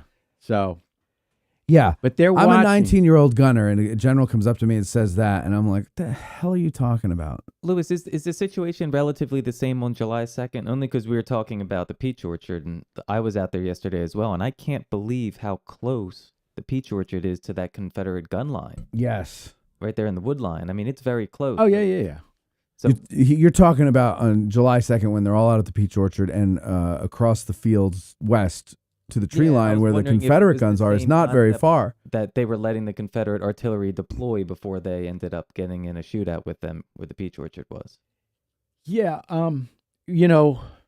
So as Barksdale's brigade is knocking Sickles off of the salient, Alexander's guns move forward. So they're already there by the dawn of July 3rd. And when they wake up, Alexander doesn't realize how close he is. He writes something about that because the sun goes down earlier back then. It gets dark and he thinks they've broken the line, but no, there's a second line. Yeah. The main line. But he doesn't realize how close they are when they wake up the next morning. He's surprised by it. So it is close. But they just watch him set up all day. And Hunt comes up with 3 viable reasons what they're doing. They are setting up in case the Union Army decides to charge. They are setting up preparatory to their own assault, and that's what's going to happen. And what's the third one, which is actually the middle one? I went from 1 to 3 with skipping the second one. There's 3 reasons he comes up with. They're setting up. Give them again. One is they're setting up thinking the Union Army might charge them. Happens. They're setting up to fire on us preparatory to their own charge. And the middle one just slipped Could it be my mind. masking for a withdrawal or something? Could be something like that. I can't remember that second one. And I had it because I would only tell you there's 2 if I didn't remember the third one. Yeah, that's... Either way, they watch him set up. And then logically, Hunt comes to the conclusion, this is for a cannonade on our line. They're going to attack one more time. And so he's riding around, making sure the batteries from Cemetery Hill, he's working with Major Osborne with the 11th Corps, all the way down to Little Round Top. And by now, Lieutenant Rittenhouse has taken over for Hazlitt's battery. Hazlitt gets killed on the evening of July 2nd. So Rittenhouse is in charge of those guns sitting on top of Little Round Top. So he's riding the line, and he realizes that they're going to come across in some form or fashion. When he's doing this, he tells all the battery commanders as he's riding the line, when this cannonade starts that we know is coming, wait 15 or 20 minutes before you respond. And when you respond, do so very determinately, meaning pick a target of one of these batteries that seems to be doing effective work, target that battery and that battery alone until you disable that battery, and then move on to the next one. But fire very deliberately and don't waste ammunition. And he tells them, any guns that run out of ammunition, as if in an effort, if we run out of ammunition, we're going to pull out of here. You're going to stay there, and we're going to resupply you. So evidently, Hunt comes to the conclusion that some batteries just fire away to run out, and then they leave because they don't have any ammunition to replace by another battery. But it says, fire very deliberately, pick a target that's doing effective work, fire at them to disable that target alone, and then move on to another one. But wait 15 to 20 minutes before you begin to fire. And he rides from the north end, like I said, Cemetery Hill, and Osborne's in agreement. That's one thing. He has a great working relationship with all these brigade commanders of the 7th Corps. Yeah. He gets along with all of them. Some of them at Gettysburg he doesn't have to do anything with. Thomas with the 6th Corps, for one. But he does that, and by the time he gets up to Little Round Top, and he's talking to Rittenhouse, about then the cannonade opens up. So that's where he's at, a little after 1 o'clock when the Confederates start firing. That would be an interesting place to observe. I'd like to see that, right, too. That's the only battle action I'd have. I'd like to see the cannonade and then see Pickett's men start to come across. From Little Round Top. From Little Round Top. And Meade is up there at one point. Yeah. But that's where Hunt is when it starts. And at some point, he notices that the batteries in the 2nd Corps are just firing away. And they're not conforming to Hunt's instruction to wait and allow this to play out a little bit. Because Hunt is also sure that this is preparatory to an infantry charge. And he thinks his artillery can stop that infantry charge by first using long-range ammunition, and then when they get closer, use your canister. And so they won't get to the Union infantry line. Mhm. We can stop them before they get there. And so that's why he's holding back the ammunition. He doesn't want all this firing. But the Second Corps is firing. And, of course, that's Hancock saying, if they're firing on my boys, I got to fire back. Fire at 'em. back. Yeah, absolutely. And this goes back to, and this is a case where Hancock thinks he knows best. Mm. So I'm going to backtrack a little bit. I'm going to go to Hooker. When Hooker had command of the Army of the Potomac at Chancellorsville, division commanders had charge over the artillery. What was Hancock? He was a division commander. Yeah. He's used to having control over his artillery. Okay. And so I think that's part of the problem. Sure. But So- also, why would you attach artillery to the Corps if you don't want the Corps commander to have control over the artillery of his Corps? You attach it to the Corps so it travels with the Corps so you have it. Okay. In other words, if the Corps doesn't have the artillery first day, Reynolds arrives on the field on the first day, Yeah. he doesn't have his artillery, So, that makes sense. you got to wait. Yeah. So- So it's local to the infantry, but Hunt isn't there on July 1st. So Reynolds or whoever is going to have to command the artillery. Yeah. Right? I mean, obviously not directly, but they're going to give orders to the artillery commander. It's a little like this, I think. And these are the best words I can come up with. Tactically, your artillery brigade commander has control of the artillery within the Corps. Right. Now, he's receiving instructions from the Corps commander, but that artillery brigade commander knows how to employ the weapons to best effect. Sure. Strategically, Hunt has control over all the artillery in the Army of the Potomac. He has control. He knows the big picture for all the batteries. Sure. Okay. And when he needs to move one battery here or resupply it, he has the control to do that without having to go through any Corps commander. So when the Army is not all together, let's say the Second Corps gets caught somewhere, or like we talked about with the First Corps and the 11th Corps, right? They're separated from the Army. Essentially, they are the Army at that battle. Yep. So the local commanders are going to have control over what the artillery brigades do, leaving it to the artillery brigade commander to work out the details. In that instance, your artillery brigade commander has tactical control, and then the Corps commander has like strategic. strategic. Yeah. So, but on that level. when the Army is together, then it's kind of like your artillery isn't quite your artillery because it's needed for the betterment of Yeah. the Army, or not the betterment, but the good of the Army. Yeah, and it's not just the fighting; it's the ordnance stuff that goes along with it, resupplying it. You know, what guns are going to go where, replacing guns and stuff, and that's what's under Hunt's purview as well, versus under the Corps commander. Okay. Because Hunt knows better. Yeah. You know, Hancock's thing is he's an infantry guy. He knows infantry. Good for him. But, you know, he's sort of got an ego, too, so he thinks he knows artillery, too. But you want a guy that specializes in that branch of service, or arm, I should say. It's not the branch, it's Right. the arm. And you give them overall tactical control once the whole Army is there and set up, and you give them strategic control as far as resupply, all the ordnance stuff that they need, the big supply train and all that. They're in charge of all that. Now they have underlings they're instructed to do whatever. But Hunt has all that under his purview. But so you say Hancock's an infantry officer, and you know, what does he know about artillery? But I would imagine though that you do know in principle He what does. to do with the artillery. He does, but Yeah. does he know how to most effectively No. use it? And he proves No. that on July 3rd. Right. Because this is opinion, the way Hunt manages that is right. And here's where it gets interesting.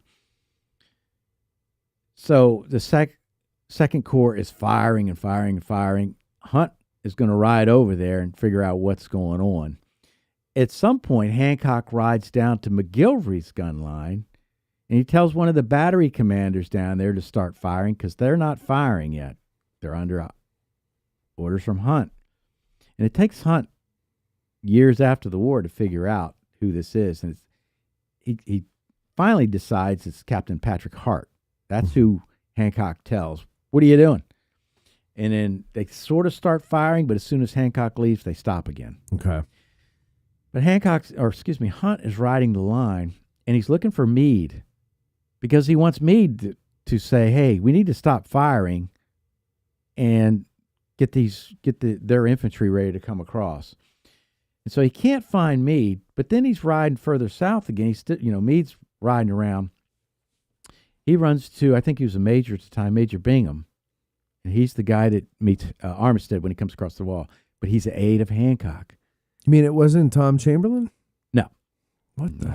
I know. I've been lied to all these years. What is or at that least about? Since 1993. Yeah. Clearly never seen the movie. Yeah, Might because the not- movie says something completely different. Oh, well.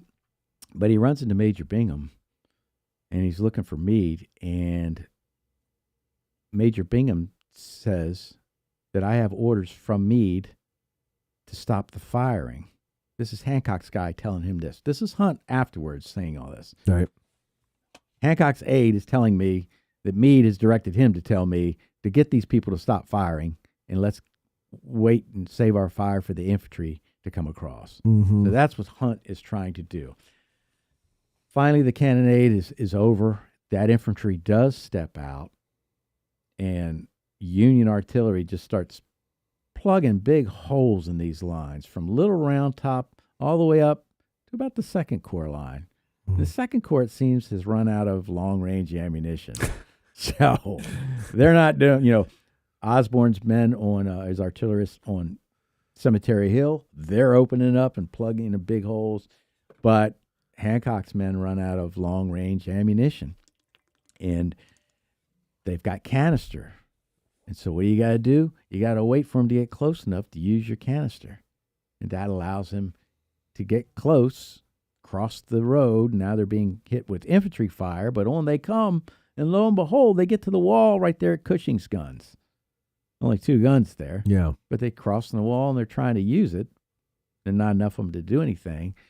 But no other place. Now, where Hunt is wrong, Pickett's men are coming across, and then they turn. Right. And I'm doing this. I'm looking west. They're coming towards me, and then they turn to my right. Uh-huh. And that's by design. Right. They're closing the gap. Hunt thinks that it's McGilvery's gun line that turns them that way.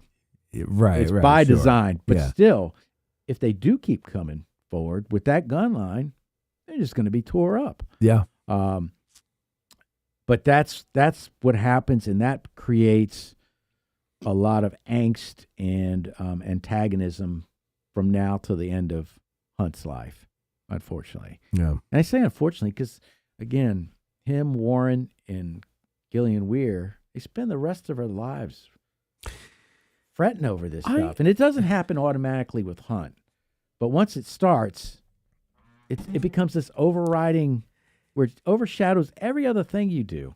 Yeah, I always am perplexed by post-war squabbles Amongst each other. Yeah, You won. Yeah, especially if you won. But you all served.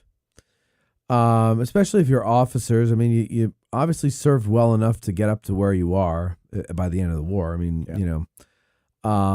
and I don't know if it's sad or kind of pathetic. I don't know what the word is that it makes me feel when I hear about people doing that. 'Cause it's such a horrible thing, war. And, you give your all, you do your best. Yeah.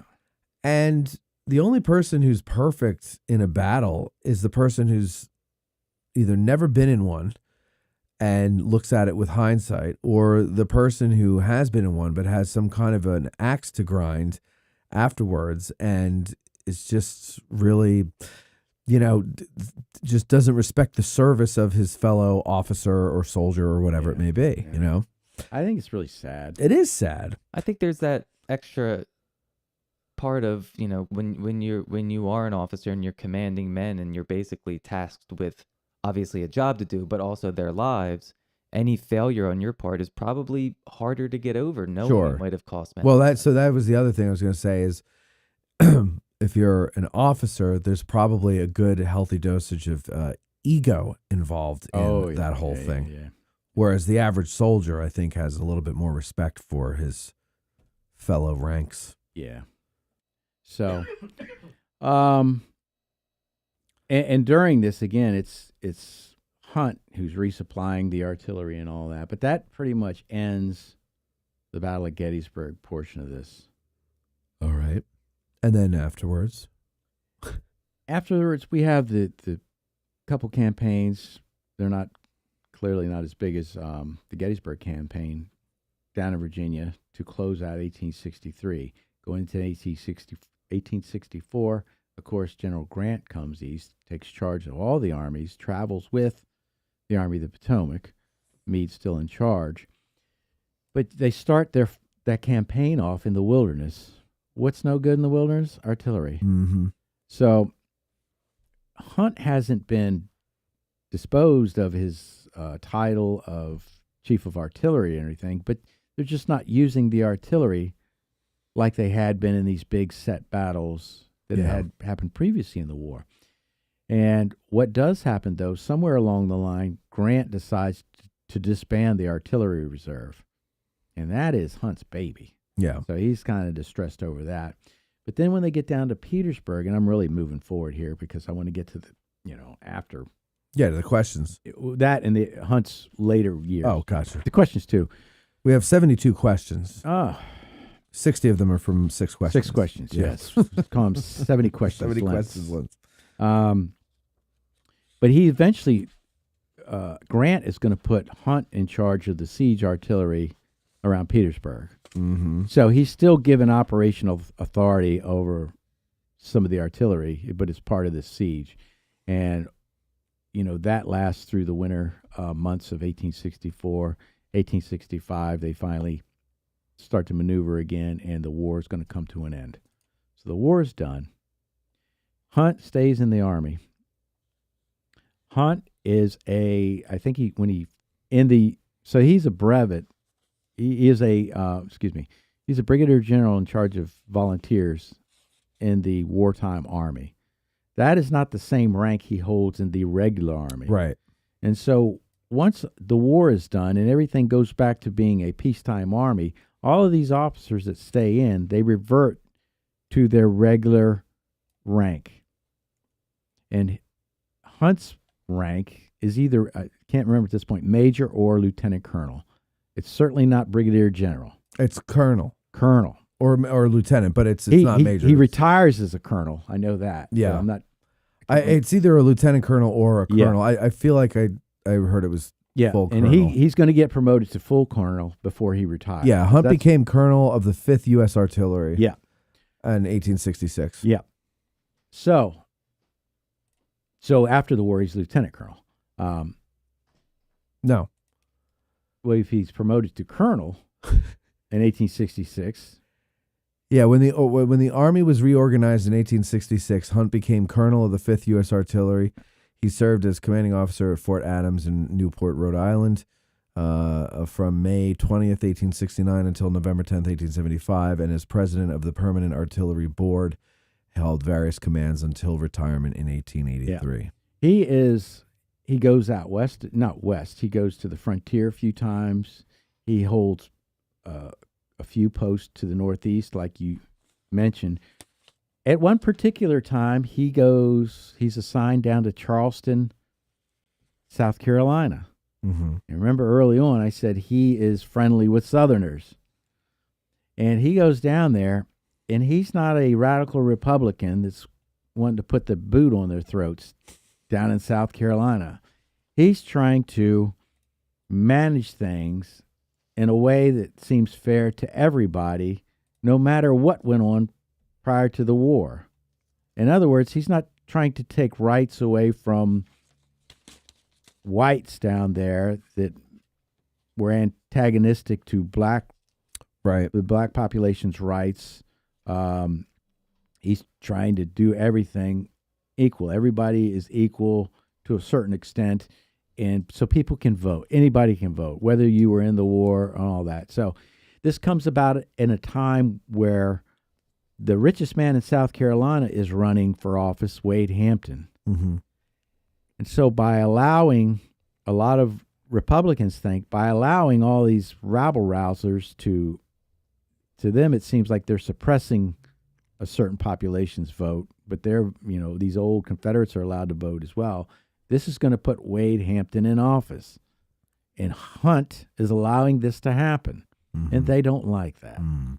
And so and Hampton's going to win the election.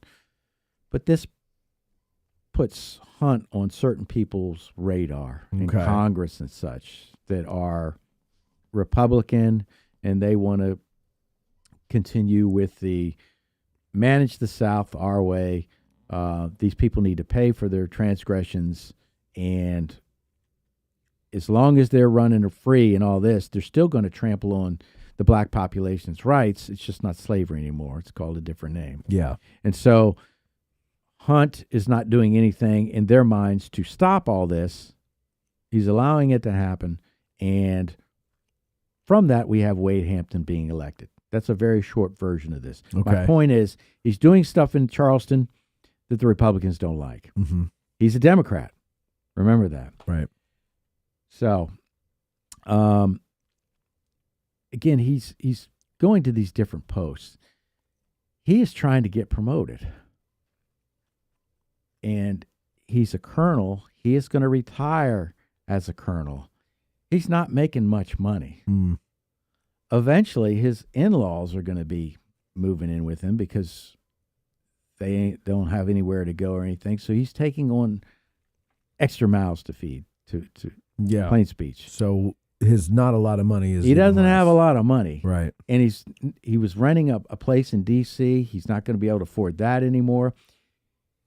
He has advocates in Congress post-retirement that are trying to put forth a bill to retroactively have him retired as a major general so he can get that pension. That's nice of them. And it happened to other generals. Heintzelman is one of them that I can recall offhand. Okay. John Fitz Porter. I did that on purpose. They were trying to do that from him. He's trying to get it reinstated back to the rolls because he had been court-martialed. Right. Because of what happened in 1862. Right. So he's having a rough time, but eventually that happens also. I think you've miscombined his name every possible way now. All except the first were on purpose. Well, I just want I know. Well, you see, I paused. I had to figure out the next way to say it. Yeah, no, I know you were doing it on purpose after the first time, but I think always fun. I think you got it. Now I can't remember what his real name is. Just call him John. Yeah. Oh, John. FJ. Yeah. So there's precedent for this to go back and reinstate something, whether it be back to the rolls or reinstate a higher rank for retirement purposes. And he's doing this for financial reasons. Mm. And so many of former artillery guys left the artillery arm during the war to become infantry officers. Why? You can get rank. Right. One of the ones is William Hayes. And who writes the OR for the Second Corps? William Hayes. He has to me, it's the most interesting line of any of the 3 volumes in the OR. And that's when they're burying the dead in front of their line, they find a female, a woman dressed up like a soldier who was killed during Pickett's March. To me, that's the most interesting line of the whole thing. But, Hunt had deep respect for Hayes. He was a good artilleryman, but he transfers to the infantry. So that's where the rank is. Hunt never does that. He's career. So what he does, various presidents don't sign the legislation. They don't want to, or they just don't. They don't want to take that precedent and do that. It never happens for the rest of his life. What Hunt ends up doing is getting the position in the old soldiers' home in D.C. Remember, Lincoln used to ride out there? Yeah. He becomes he gets put in charge of that because he can move him and his family and live there rent-free. Because he's an old soldier. That's right. But he can live there rent free. Right, that's the And important that's part. the important part. And that's where Yeah. he dies, and that's where he's buried at. So he's not in Arlington or anything. He's at that cemetery at the old soldiers' home. Now, to backtrack a little bit, he's still in the military. They are revising the manuals for the Army after the war Okay. because you got to keep up with modern tactics and Right. stuff, organization. You got to be prepared for the next war. As part of the revising of the instructions for the artillery, Hunt writes that, and he talks about having corps commanders in charge of the artillery, and they don't know what they're doing. Basically what he's saying. Case in point, we had this action on July 3rd, 1863 at Gettysburg. He talks about it. He offends Hancock. Uh-oh. Hancock's still in the Army, and boy. Hancock's his boss. He's in charge of that big department Oh. that Hunt is in. Hancock gets a hold of this. His reply. The reply gets published in the Congressional Record. Now Hancock's reply to Hunt is public, and that's what blows this whole thing up. Okay. And then Hunt goes on the defensive about all this. And he, in the thing, the reply from Hancock, that's when Hancock says, I was in charge of the whole left center, not just my sector, to include McGilvery's line, the remnants of the First Corps. Y'all got to start firing. Hunt wasn't in charge of none of this. It's because in Meade's OR, he writes something about the left center. Hancock's in the left center. It's just that little bit, and Hancock takes it and runs and replies to Hunt. The difference is Hancock's stuff is made public, where Hunt's was just revising how we're going to operate as a unit, the artillery unit. So Hunt goes on the defensive. He just sends all kinds of stuff. And if anybody out there is interested in what Hunt has to say about this, Volume 2 of the Batchelder Papers, there is a good 20 to 25 pages of Hunt's response Mm-hmm. and he's responding to Hancock. And it's just fascinating to read. And you can see where he's written it, and as he's writing along, he's editing it. He's crossing out certain phrases and then adding whatever. It looks like it's on a piece of paper. It's transcribed right from the paper into this volume. And so that is the squabble that ensues after the war. It's between these two. And it comes about because Hunt writes this, revising the artillery manual, or how we're going to operate. He uses July 3rd, 1863 as an example why we shouldn't let corps commanders control their artillery. Hancock gets offended. He writes to General Sherman. It gets put in the Congressional Record, becomes public.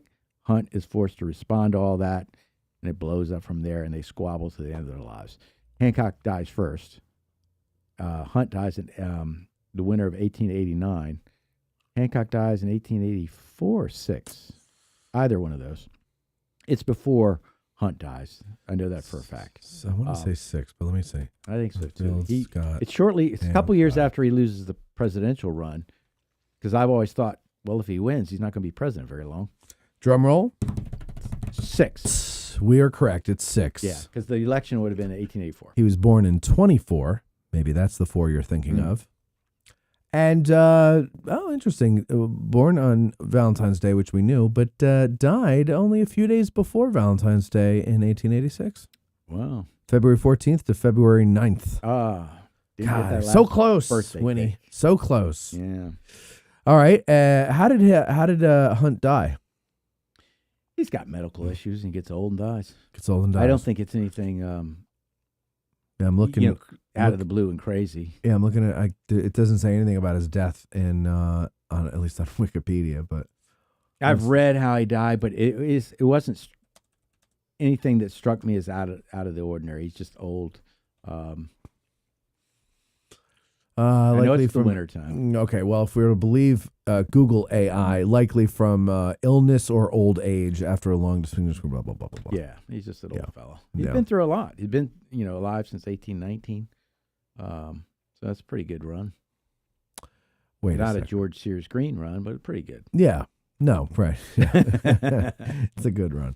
All right, so what we're going to do is we're going to take a break right now. We'll come back with a ton of questions from our patrons over at patreon.com/addressinggettysburg. You know, you could submit your questions ahead of time, just like they do, and support this show that you love. You know you love it. That's why you watch it. Even when you hate watch it, you know you love it. So why don't you go ahead and help us grow and show what we're all about. Go to patreon.com/addressinggettysburg. Lewis is a patron. I'm a patron. One of the early ones. Yes, you've been along for the ride ever since, Lewis. Ever long since. time. It has been a long time. Because I remember the first time we met out on the field. That was 2019. Yeah. Yeah. That was a long time ago. Yeah. Almost a decade. Almost. Yeah. Not quite. A little bit more time, and then we're at a decade. Yeah. All right, we'll be right back after these words. Okay. So let's, I bet nobody's watching now. We had a good go. Yeah, 2 watching. So we'll play a little, whatchamacallit there. Why'd everybody sign off?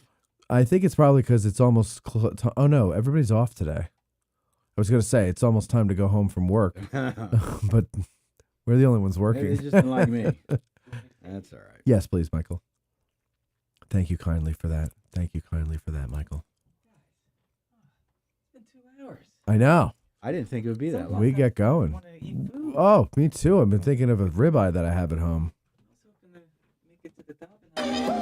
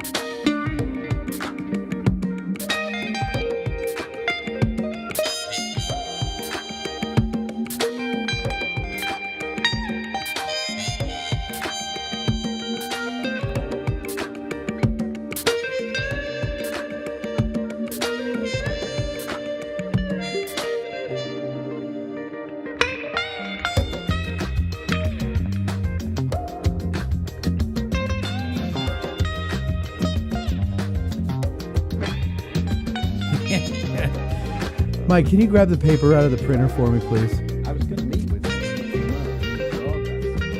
Yeah. He's coming up again in later September. Yeah, I and we're know. going to go shoot some stuff for video. All right. Let's get back to this and go home and eat that ribeye. How do you cook it? Really? Actually, it's not a ribeye.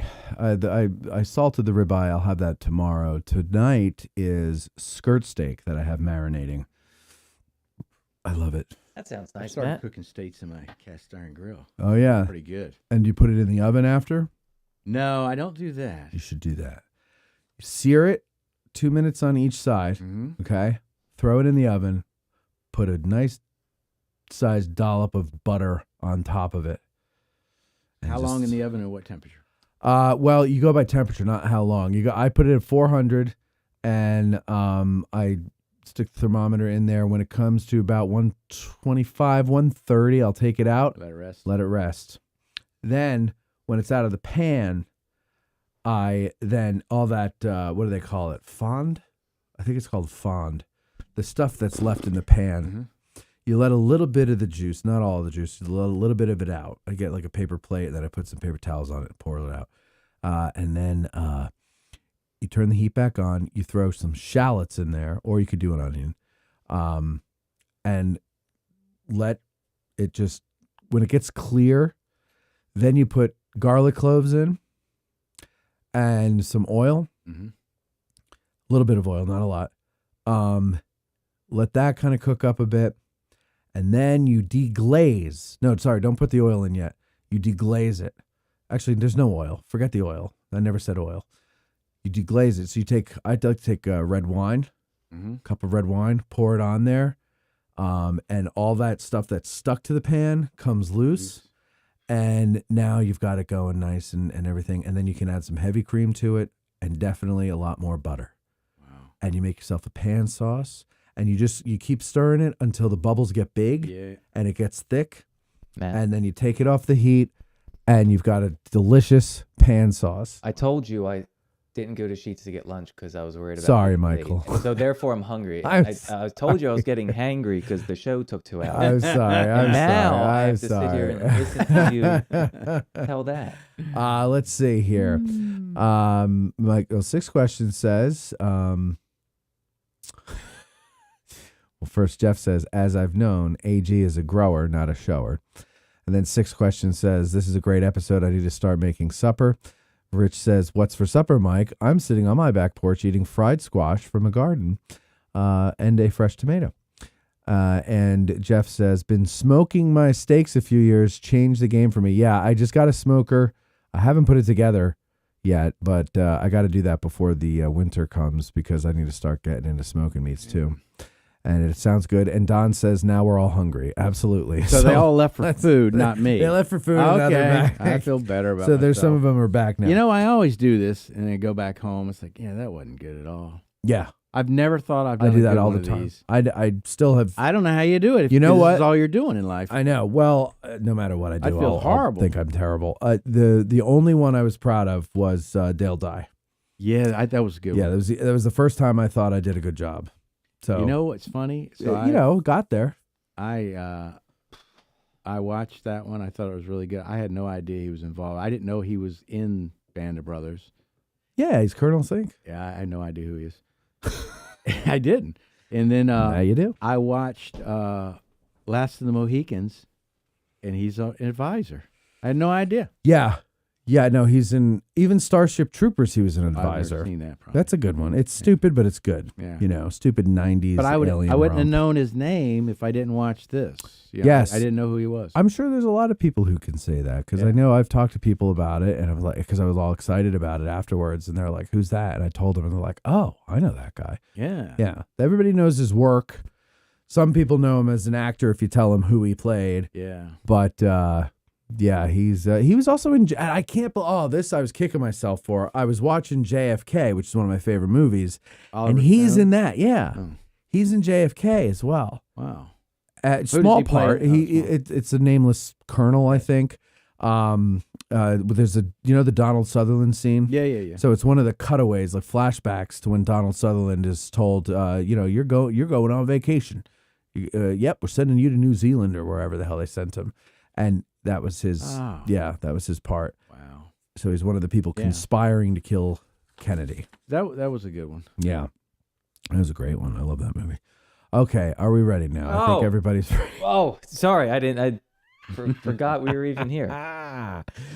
Ah, Why God. don't you two set a date and go out to dinner? All right. Sorry, there's one more thing we have to do, Mikey, before we actually start the show. Sorry, this is the hell of show business, Mike, okay?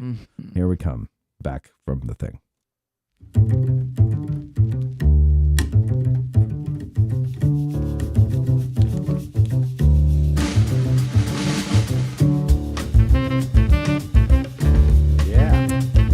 Yeah, indeed. You know, I have to tell you, I'm very proud of two things. My Dale Dye interview and that Little Ground Top is the only, and I have been told this by barista after barista over at Bantam Roasters, even Chad, the roaster, tells this to me. This is the only coffee at Bantam Roasters that consistently sells out, Lewis. Consistently sells out. Wow. Smell it. Amazing. Oh, I gotta tell you. I gotta tell you. What do I gotta tell you? Oh, I gotta tell you. That smells. That smells like so something. delicious. People love it. Apparently, a group of guys, I guess they're listeners to the show. That I'm assuming they were on a tour 2 weekends ago. Came in on a Sunday, bought out like most of the bags. Wow. Yeah.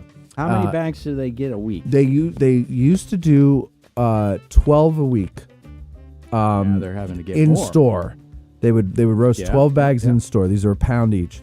And now they're upping it. I don't know what he's upping it to, but he told me the other day that he's going to start making more. Wow.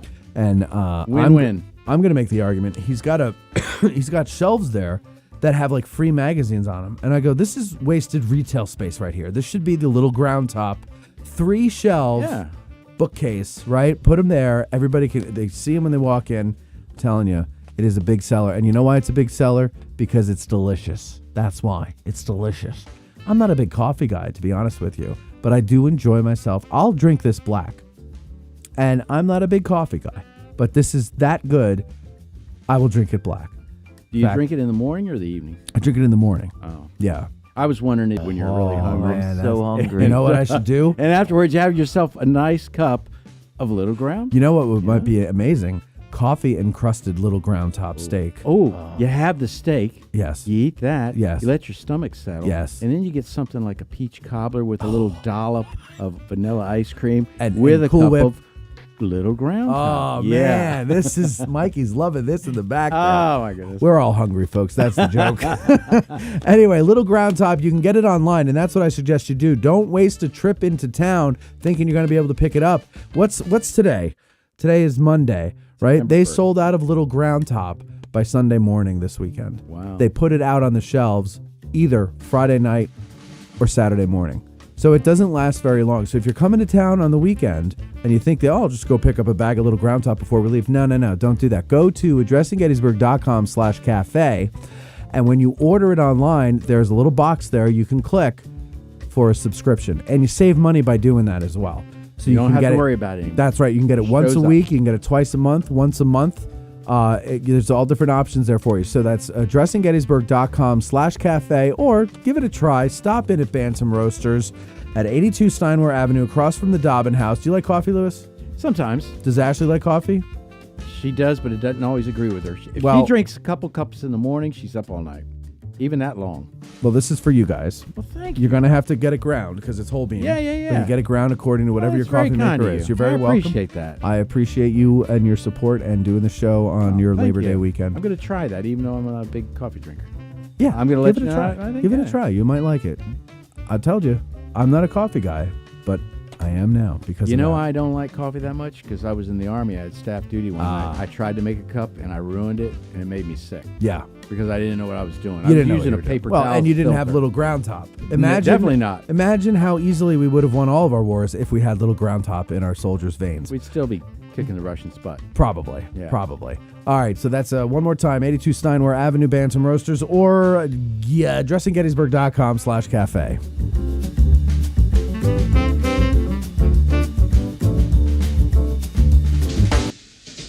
Super chats of $10 or more rise above the din in the comments section.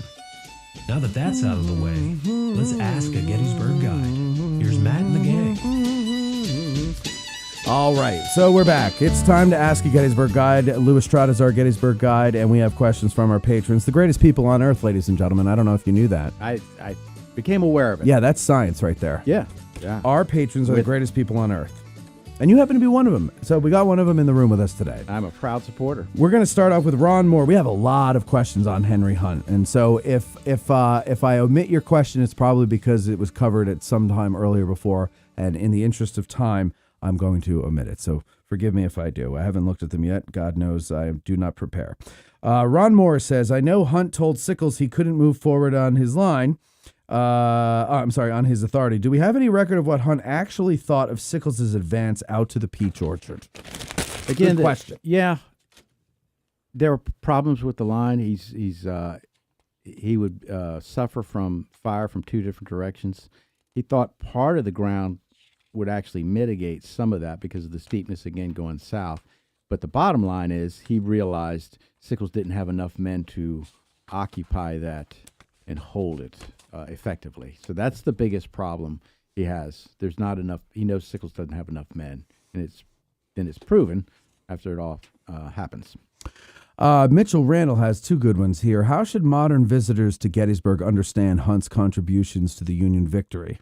Is the first one. Know what the artillery did, and how they were supplied is a big thing. When guns get disabled, there's backups that Hunt make sure are used as replacements. They have enough ammo. And like I mentioned earlier, one of the biggest decisions that Hunt makes is to create this mystery or unknown. I shouldn't say mystery, but Meade doesn't know about this ammo train. 20 extra rounds per gun. That's a lot of ammunition. Yeah. And they're going to need it. So by looking at the field, he has his cannon marker on the Tawnytown Road, sort of back off the road. You can't really park and see it. You have to walk over you there. Flat out can't park and see it. No, you have to park across the street and walk over. So that's really the only thing. And there's a Hunt Avenue. I neglected to say that after the war, John Bigelow, the 9th Massachusetts Battery, part of the reserve, he has a sort of campaign to change the Trossel Lane, which was named United States Avenue, to Hunt Avenue. And I agree with him. But it fails. But he got an avenue. He got an avenue, but how many people use it? I use it every day when I cut through. Yeah, and I'll use it on a longer tour when we go over to Culp's Hill. That's how I get back. But the average visitor is not going to use it. But he does have his avenue. There's no monument to him. Maybe there should have been. But when you see the guns, know that Henry Hunt is in charge of all that Union guns. And you go down there to where McGilvery's gun line is south of the Pennsylvania Monument. Know that a big part of that, the reason they're there and they're effective as they are, is Henry Hunt. And I say that not only by how he manages them here, but the training programs that he sets up before this long before this battle. His method of training cannoneers in the art of servicing a howitzer or a gun is that brings to fruition in these later battles where the Union artillery is so much more effective than Confederate artillery at certain points. And his second question is, what can Henry Hunt's leadership style teach us about military command under pressure? Don't lose your head. He doesn't.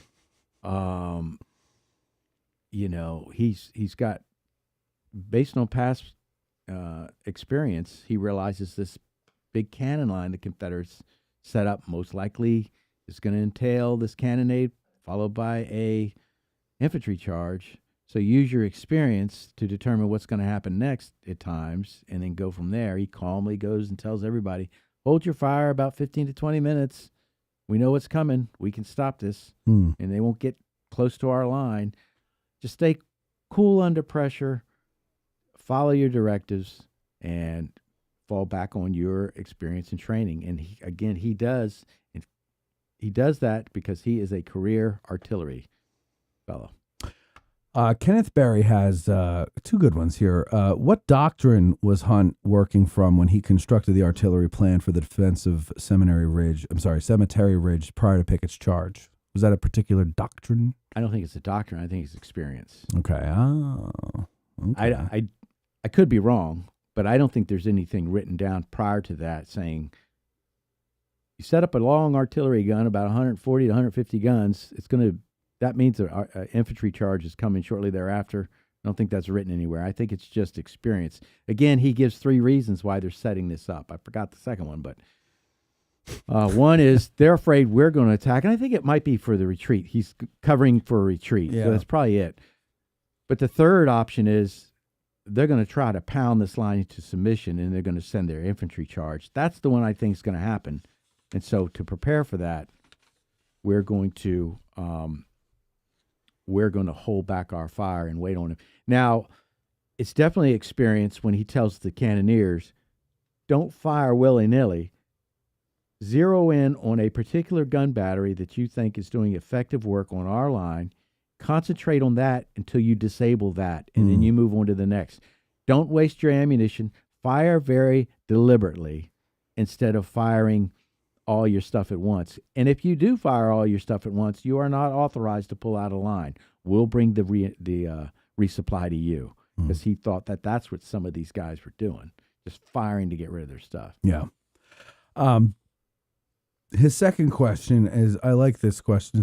So Hunt remains in the chief of artillery of the Army of the Potomac for the rest of the war, correct? Yeah, but he's sort of stripped of what he's in charge of, because they're really not using it too effectively in the wilderness. And then the artillery reserve gets disbanded, and then he's put in charge of the siege artillery, which is all the artillery in front of Petersburg. And then, as soon as winter breaks, going into 1865, things sort of accelerate, and it's more infantry maneuvering to get Lee out of place, and we get to the end. Okay, well, so the question he has is if the chain of command still ran through Meade, or did Hunt sidestep Meade as Sheridan sometimes did? No, I don't think so. No, okay, so he was still always under Meade. Yeah, he had a decent relationship with Meade. Both of them had tempers. I think Meade's was probably worse, but he doesn't have any, the other guy I always think of, and I mentioned him, is Warren. Warren sort of had problems with Meade, further down the line, where their tempers got in the way and butted heads. Even though Hunt and Meade both have tempers, I think Hunt, more than Meade, is able to mitigate that and use common sense and reason. But he has a decent relationship. They're not close or anything by any means. Again, till his dying day, Hunt is a McClellan man. Even after the war, he corresponds with McClellan still. Well, I just, since you're talking about Meade, we actually have somebody named Roy Meade, but you just answered one of his questions. Well, actually, both of his questions have already been answered, but I want to just, so that he hears his name. That's efficiency, Mike. So that he hears his name, I just want to read the questions here. Did Hunt ever write or say what he thought of Sickles' plan to occupy the peach orchard? And what was Hunt's relationship with Meade after the war? Yeah, so, and to find what he thinks of that, go to Battles and Leaders. There you go. And you'll find out what Hunt Reed Dillashaw. He's got, let me see here. He's got 3 here. Let's go with, okay. All right. Okay. Here we go. Regarding the different sized parrot guns, were they organized into batteries of 10-pound parrots or batteries of 20-pound parrots, or would a battery of parrot guns have a mix of 10 and 20? No, they've 20 or 10. The Union Army does have some 20-pound parrots here. They have one battery where, well, generally speaking, all of their batteries are the same types of guns. There's one battery, it's Sterling's battery, that has 4 James rifles and 2 12-pound howitzers. And that's the 2nd Connecticut Sterling's battery. Other than that, and McGilvery's line? Yeah. Other than that, they're all the same type of gun, but they don't mix and match the 20-pound parrots with the 10-pound parrots.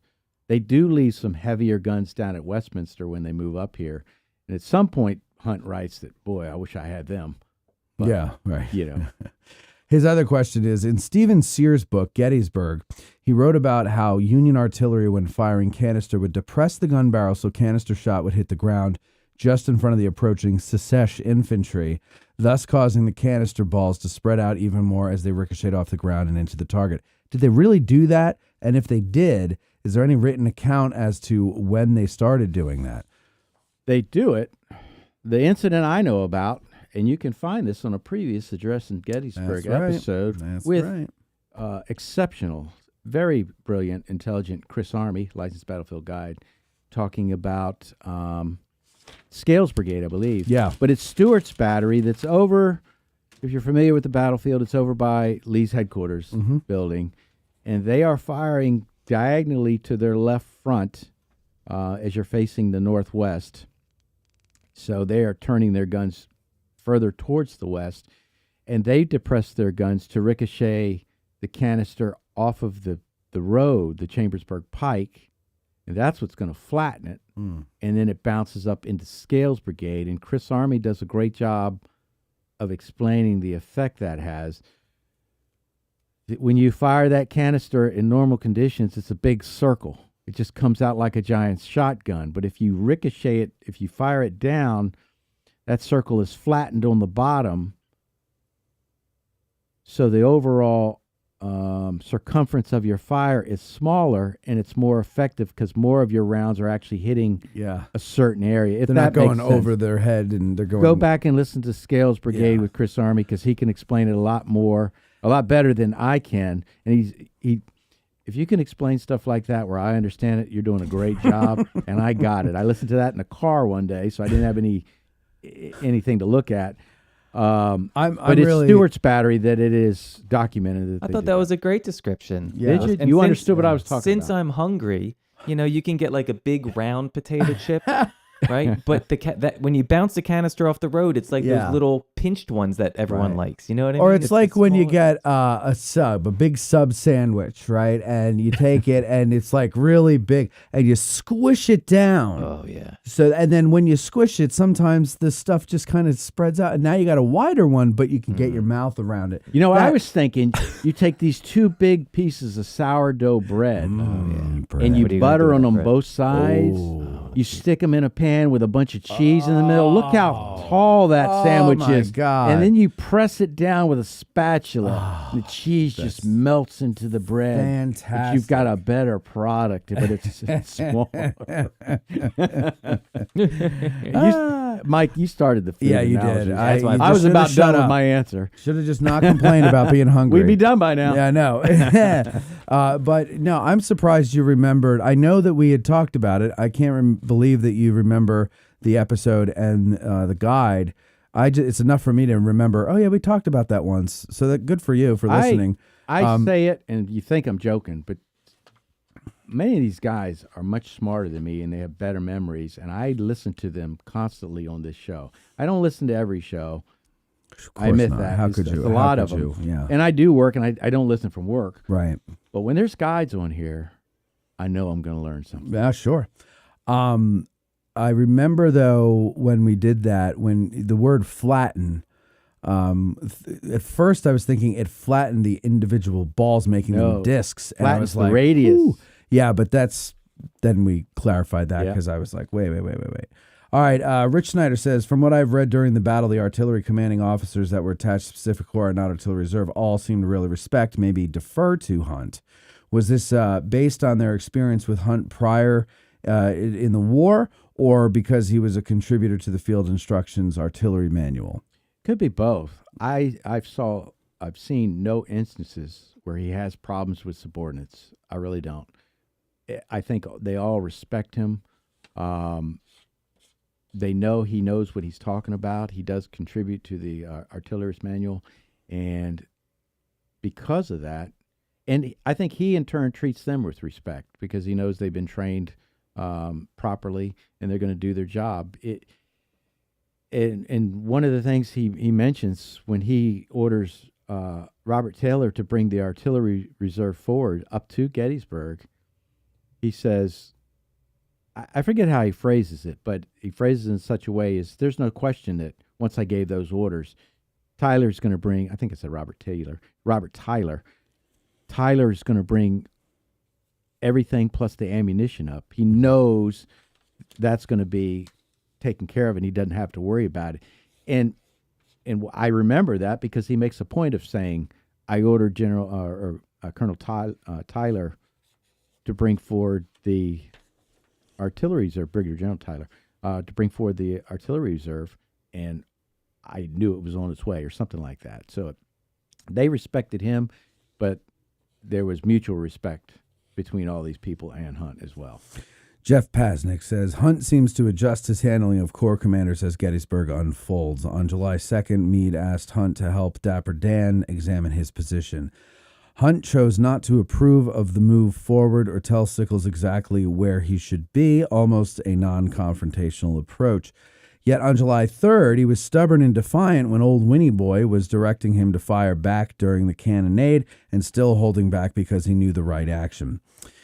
Could this be a result of him being cautious to be given a position of influence again as soon as Meade taking over on July 2nd? But by the morning of July 3rd, he got his swagger back?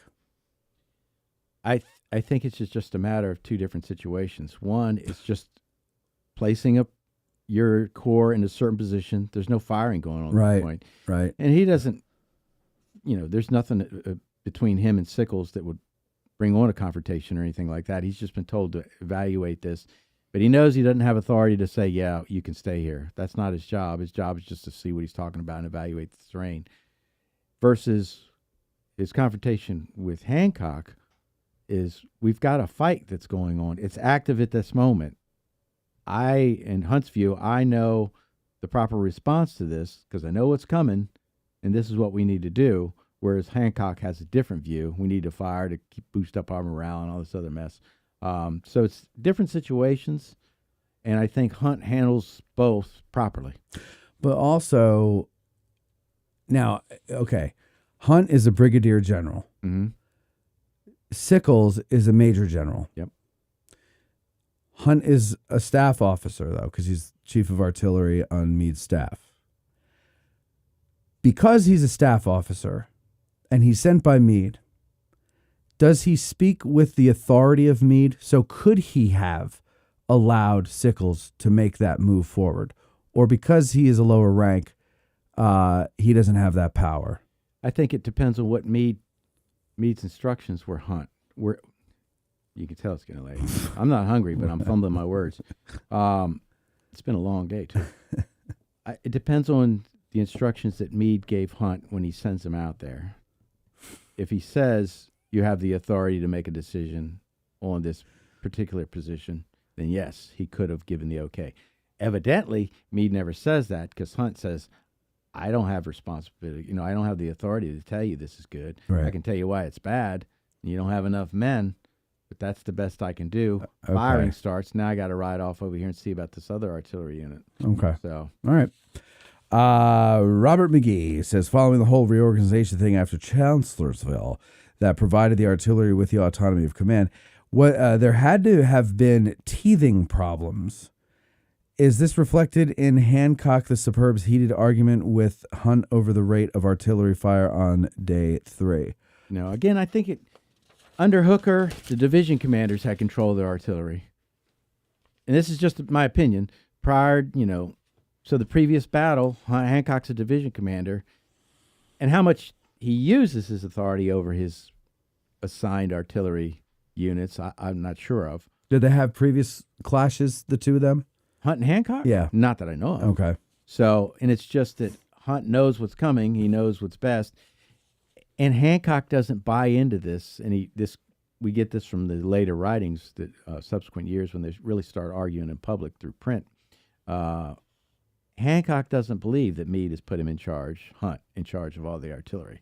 He thinks it's some phantom authority that Hunt has, that Hancock really knows best, and Hancock still has authority over that artillery. And I think it's because he's used to it. Under the previous commander, the division commanders had authority over their artillery, and that was Hancock. Right. So, and finally, Don Zavadny says, at the Battle of Gettysburg, which decision by Henry Hunt do you think he should be most praised for? Which decision should he be most questioned or criticized for? most praised, I'd say this ammunition train. Yeah. It's such a big factor. And he does this on his own initiative. Nobody tells him to. Criticized, I don't know that he does anything wrong. And I guess that comes down to your viewpoint. Was Hancock right and Hunt wrong? I think Hunt was right and Hancock was wrong in that instance. So I'm on Hunt's side there.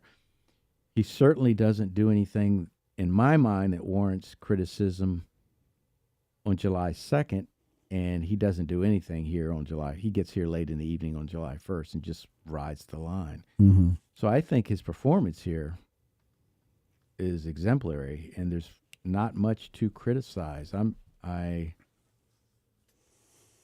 Again, it depends. If you take Hancock's side, then that would be your criticism, Yeah. and I don't. Yeah. So I don't have any criticisms of Hunt, but I think the thing he needs praise for that sort of goes under the radar is bringing the extra artillery ammunition up.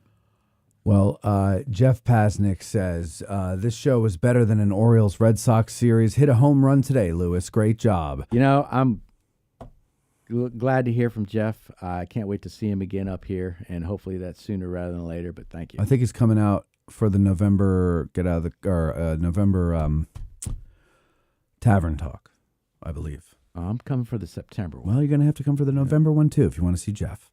Maybe I will. Maybe No, you'll see him at the Antietam tour. Okay. Yeah. I'm looking forward to that. Yeah, that's going to be fun. I don't have to talk. No, you don't. You just get to be on the I'm tour. not going to talk either.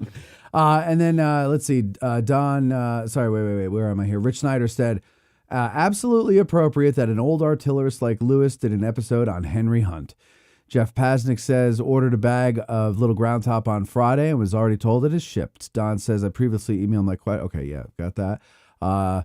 Rich says, Matt torturing Mike again. Why, Mike? Why does he torture you?